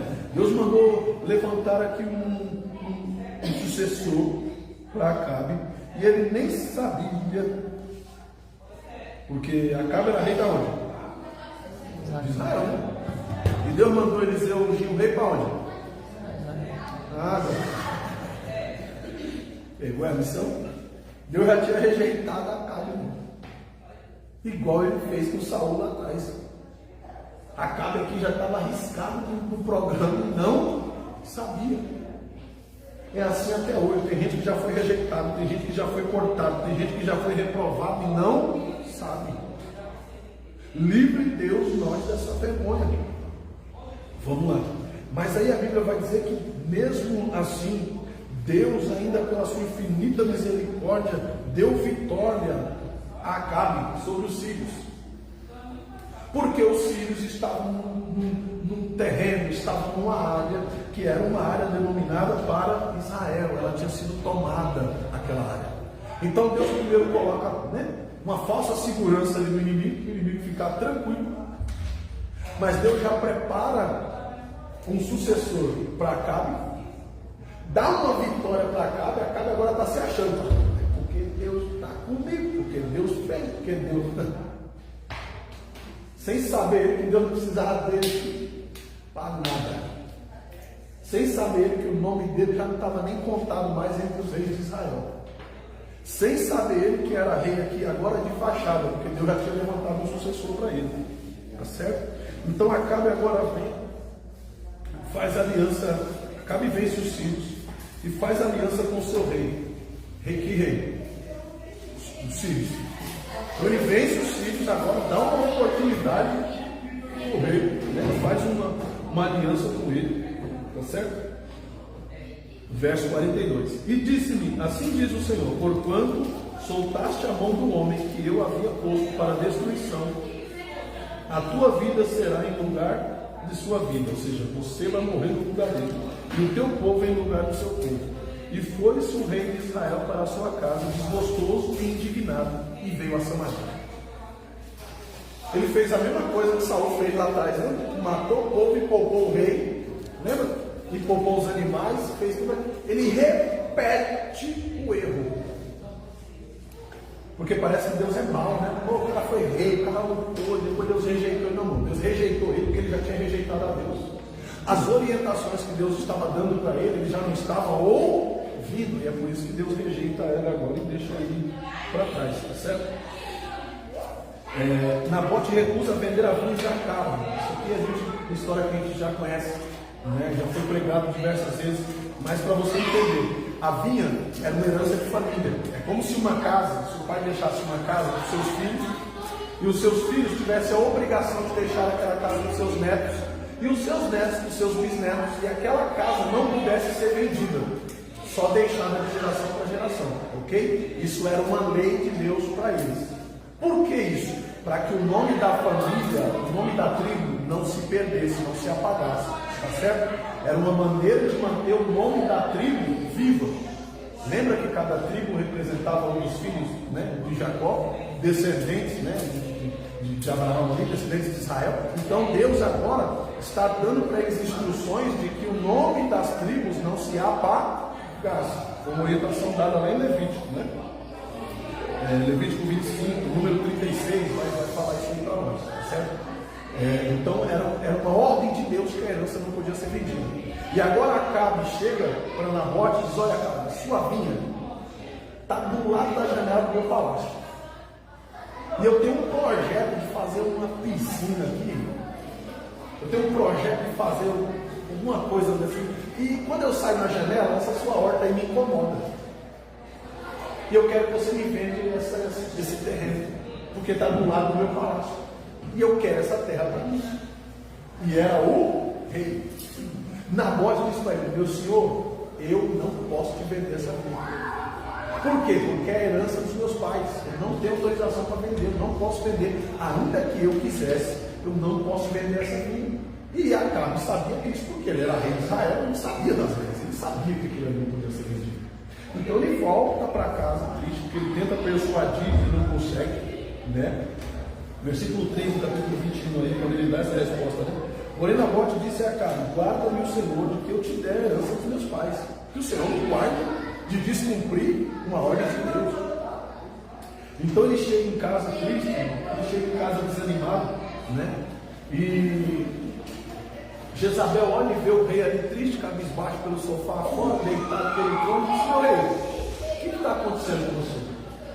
Eu estou meio chateado, Jezabel. Por quê? Porque eu tentei comprar a vinha de Nabote e ele não vendeu. Ela falou para ele: o que? Você tentou comprar e ele não vendeu? Ela falou: então toma dele. Como assim? Você não é rei? Parece que você nem é rei. Que rei que é você? Olha a amizade, o relacionamento errado. Parece que você nem é rei. Você não é rei? Você não quer a terra? Então pega a terra para você. Aí ele disse que não pode vender. Então toma. Como que toma? Deixa comigo. Ela vai lá, pega 2 pilantras, paga eles para que eles deem falso testemunho diante do povo. Tá certo?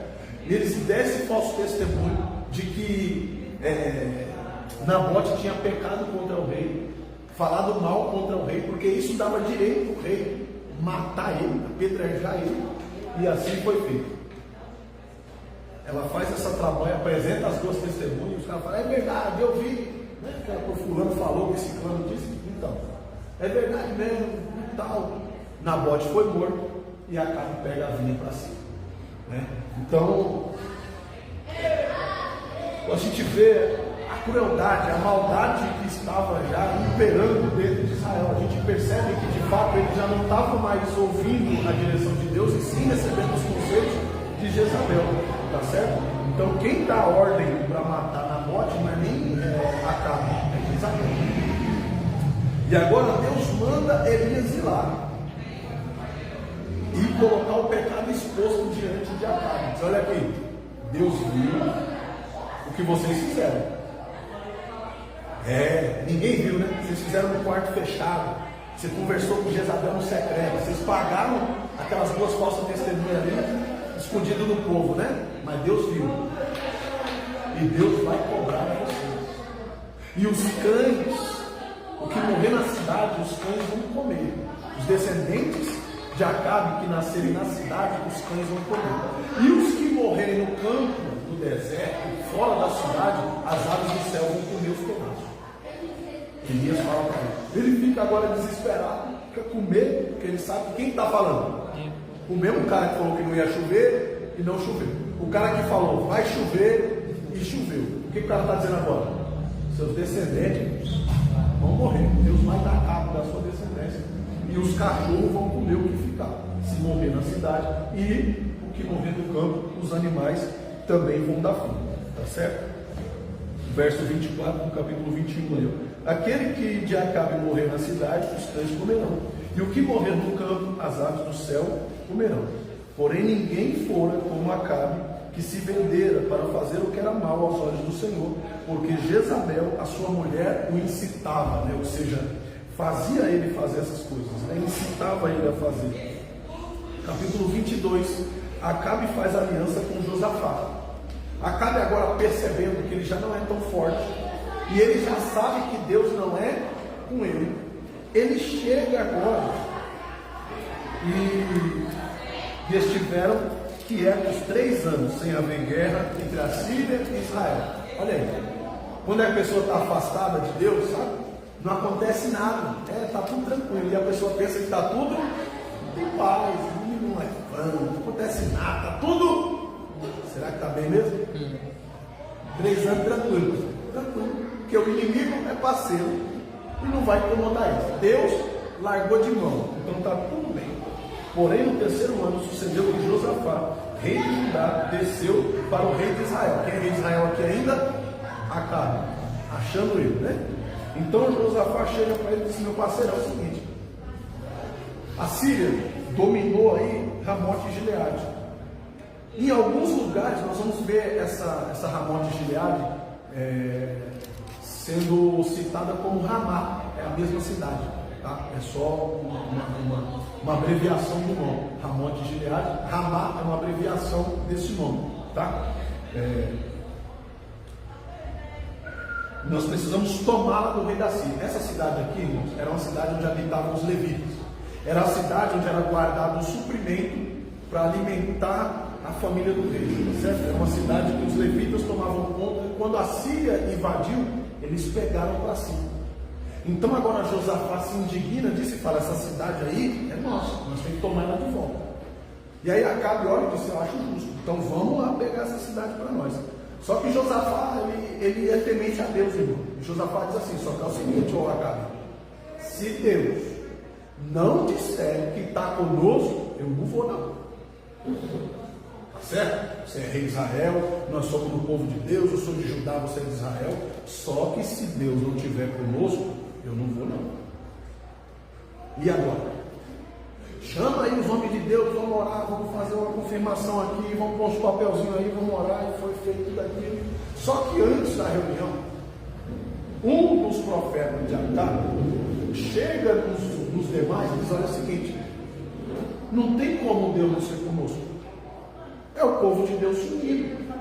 Está tudo certo. Sim ou não? Não tem como dar errado. A cidade lá é nossa. Os filisteus tomaram de nós. Então é justo que nós a tomemos de volta.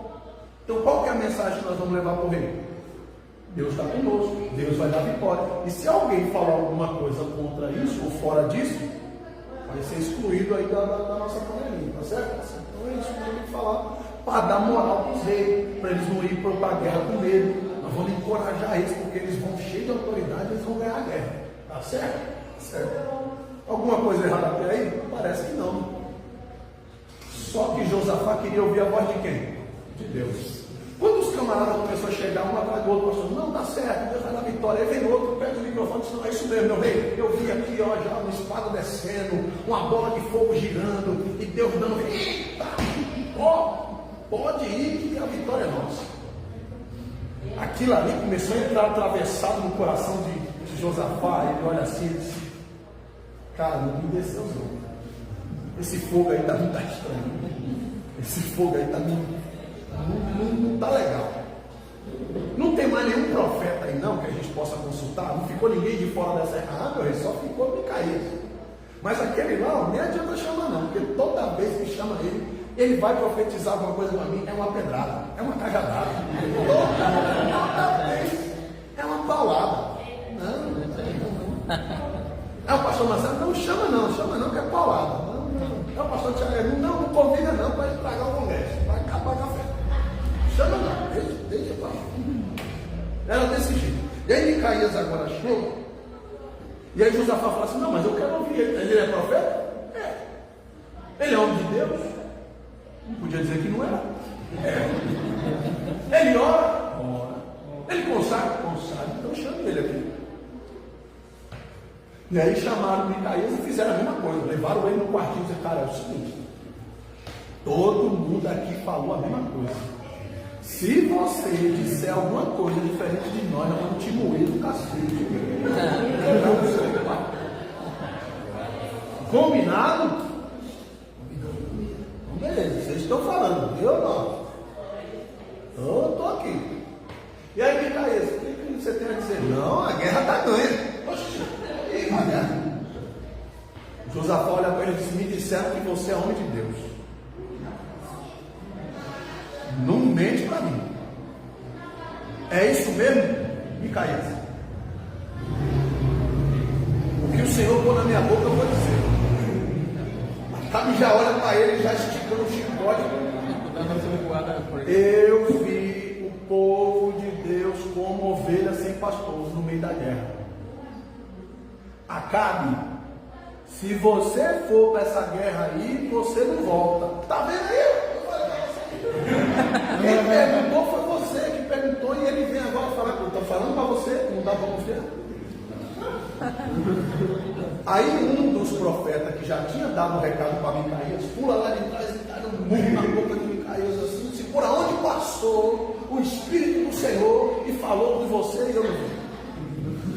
Aí na sua Bíblia deu um murro na boca dele, ele ficou a boca sangrando ali com o que Deus mandou falar. Eu falei, pronto, acabou, e não tinha mais uma palavra. Falei, pronto. Acabe pega, então manda prender ele. vai para a cadeia, ele vai ficar preso, deixa ele preso lá, e quando eu voltar, eu decido o que fazer com ele. Você não vai voltar não, o Deus não falou comigo. Foi embora para a guerra. Quando foi para a guerra, ele falou o quê? Ele disse que iam me matar, de certo, iam me reconhecer como rei. Então eu vou enganar o inimigo e vou enganar Deus também agora, porque eu sou malandro. Então Josafá, nós vamos fazer o seguinte: você vai como rei na minha carruagem, você vai como rei, você não vai morrer. A palavra foi direcionada, então você não vai morrer. Fique tranquilo, porque está todo mundo procurando o rei de Israel, e o rei de Israel agora está disfarçado de um soldado qualquer. E ele vai disfarçado sem as suas vestes reais, achando que estava tudo bem. No meio da guerra, um soldado avista as roupas reais de Josafá e começa a perseguir Josafá, começa a perseguir Josafá, começa a perseguir Josafá. Josafá levanta a mão para cima e diz: Deus, tem misericórdia desse teu servo aqui. Eu estou aqui para poder reivindicar meu direito. Soldado que já tinha batalhado muitas guerras contra Israel, reconhece a voz e diz: esse aí não é Acabe. Volta, porque esse aí não é Acabe não. Volta. Os que estavam perseguindo Josafá agora pararam no meio da guerra, largaram Josafá, embora para lá e voltaram. E a Bíblia vai dizer que um dos flecheiros da Síria, sem querer, atirou a flecha para cima. E essa flecha que subiu, ela caiu certeira, enfincou em Acabe. E estava disfarçado, lembra? Lá no meio do povo, e ele começa a sangrar agora, e o povo vai correndo buscar, e levando o rei para tentar salvar. E quando ele vai chegando na cidade, ele diz que ele morre. E eles agora vão lavar o sangue da carroça para poder continuar. E quando eles vão lavar o sangue está escorrendo ali, quem chega? Os cães. Lembra que o profeta tinha falado para ele lá? E os cães chegaram, e a Bíblia diz que beberam o sangue de Acabe depois de morto naquela situação. O que a gente aprende com isso? Não dá para enganar Deus. Não dá para ir contra aquilo que Deus determinou. Não dá para desobedecer a Deus também. Não dá para ter vitória sem Deus. Não dá para tomar para nós algo que Deus não tenha liberado. Não dá para viver uma promessa que Deus não tenha dado. Não dá para viver um propósito que Deus não tenha liberado. E não dá para reter uma bênção que Deus não tenha dito que é nossa. Você pode ter quantos braços for, você pode querer o tanto que for, se não tiver o sim de Deus, irmão, está cancelado. Você pode ter certeza que a vitória é sua, você pode ter certeza que se Deus não der o sim, irmão, está acabado. É melhor estar no deserto, sozinho com Ele, mas ouvindo a voz dEle, recebendo a provisão dEle, recebendo a providência com Ele, do que querer reinar sem Ele, irmão. Nós vemos uma derrocada aqui de um homem que achou que estava na direção de Deus. Você vai ler isso e depois você vai ver isso. Já o reinado de Josafá e a sua morte. 1 Reis capítulo 22, estamos encerrando aqui. E andou, capítulo 22, versículo 43, e andou em todos os caminhos de Asa, seu pai, e não se desviou deles, fazendo o que era reto aos olhos do Senhor. E a Bíblia aqui está falando de Josafá, que Deus deu vitória para ele. Estava inocente naquela situação, foi para a guerra, não quis guerrear sem a direção de Deus, não quis guerrear sem ouvir a voz de Deus, tá certo? Os passos que ele tomou foi tudo debaixo da ordenança do Senhor.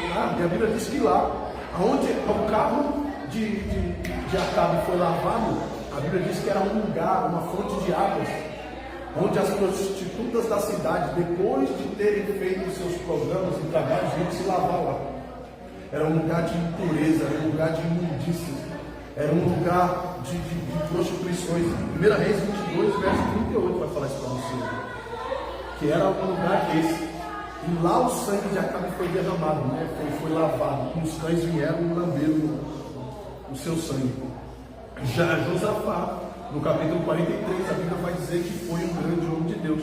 E capítulo 49, fez Josafá navios de Tarsis para irem a Ofir por causa do ouro, porém não foram, porque os navios se quebraram em Ezion-Geber. Ele queria ir para onde? Para onde ele queria ir? A gente conhece. E fez Josafá navios de Tarsis para irem a Ofir por causa do ouro, porém não foram, porque os navios se quebraram. Lembra que eu falei? Você pode ter todos os recursos, você pode ter todas as boas intenções, porque ele não queria aqui para ele queria trazer para o povo, mas ele não tinha um sim de Deus, e isso foi destruído. Então, mesmo ele fazendo navios com os melhores recursos, e Tarsis representa isso, né? Os melhores recursos. Lembra quando Jonas vai fugir? Ele quer fugir para um lugar bom, um lugar de riquezas, um lugar de. Onde que era esse lugar? Tarsis. Já era conhecido, né? Hoje nos contos antigos aí é conhecido como Atlântida perdida, né? A antiga a cidade de Atlântida. É disso que a Bíblia está falando aqui, essa Tarsis, né? Uma cidade perdida, uma cidade submergida sobre as águas. Aquilo que Deus iria fazer com Nínive foi o que ele fez com Tarsis, tempos depois. Ele escondeu ela nas águas, porque já era costume daquela cidade se achar rica, se achar melhor do que todas as outras, ser um lugar de refúgio de profetas. Então Deus agora submerge ela nas águas, esconde ela. Até hoje os historiadores procuram saber se é verdade ou não é, se tem ou não tem essa cidade, se existe ou não existe, se existiu ou não. Arqueólogos e estudiosos procuram até hoje fundamentos sobre essa história, de tão firme que ela é, de tão comprobatória que é a sua existência, de tão livros antigos já que falam a esse respeito. Até hoje eles tentam encontrar e provar essa tese, né? Mas a Bíblia aqui já está mostrando e falando para nós do que acontece, né? Quando algo, uma cidade ou alguém se acha algo suficiente demais ao ponto de achar que não precisa de Deus. Deus ali abate. Ele é o Deus que levanta, mas ele é também o Deus que esconde, certo? Então Acasias, filho de Acabe, disse a Josafá: vão os meus servos com os teus servos nos nossos navios. Olha aí, Josafá morreu, agora o Acabe morreu, agora o filho dele quer. Aí olhou para Josafá e disse: olha, já que os seus navios não deram para ir, então vamos pegar os meus, e nós vamos com os meus navios, e nós vamos conseguir esse ouro, e nós vamos atrás disso. E Josafá falou: caí na besteira alguma vez de ir para a guerra com seu pai, eu não vou cair a segunda aí com você não, né? E ele não quis. E Josafá dormiu com seus pais, ou dizer, morreu, né? E foi sepultado junto aos seus pais na cidade de, olha a ligação aí de novo, direto, sendo feita não com Salomão, mas com Davi, porque foi um homem que viveu seguindo a palavra e a ordenança do Senhor. Amém? Alguma pergunta até aí? Então aqui a gente encerra a primeira vez, tá? Que o Senhor assim conserve que nós aprendemos, que nós guardamos, que o Senhor nos levante com autoridade aí, perdoa pelo horário. A gente precisa dar essa esticadinha para acabar hoje o livro de Primeira Reis. Vem? Vamos orar? Curva sua cabeça, sentado mesmo, a gente vai começar a puxar as cadeiras. Segura. Senhor nosso Deus, nosso Pai, te agradecemos, Senhor Deus, pela tua presença, te agradecemos, Senhor, por tudo que o Senhor fez, por tudo que o Senhor nos ensinou, te agradecemos, Senhor, por tudo que o Senhor tem feito em seu graça. Manifesta o teu poder, a tua vontade, em nome de Jesus. Nós te glorificamos, te exaltamos, ó Pai, nessa noite, e te agradecemos pela oportunidade, Senhor, de aprender mais da tua palavra e da tua presença. Amém, igreja? Leva-nos de volta em paz e segurança, esconde-nos, Senhor, embaixo da postura do Senhor. E que o grande amor de Deus, a graça do nosso Senhor e Salvador Jesus Cristo, a comunhão e as consolações do Espírito Santo de Deus seja sobre a vida de cada um de vós até a volta do nosso Senhor e Salvador Jesus Cristo. Seja comigo. Amém.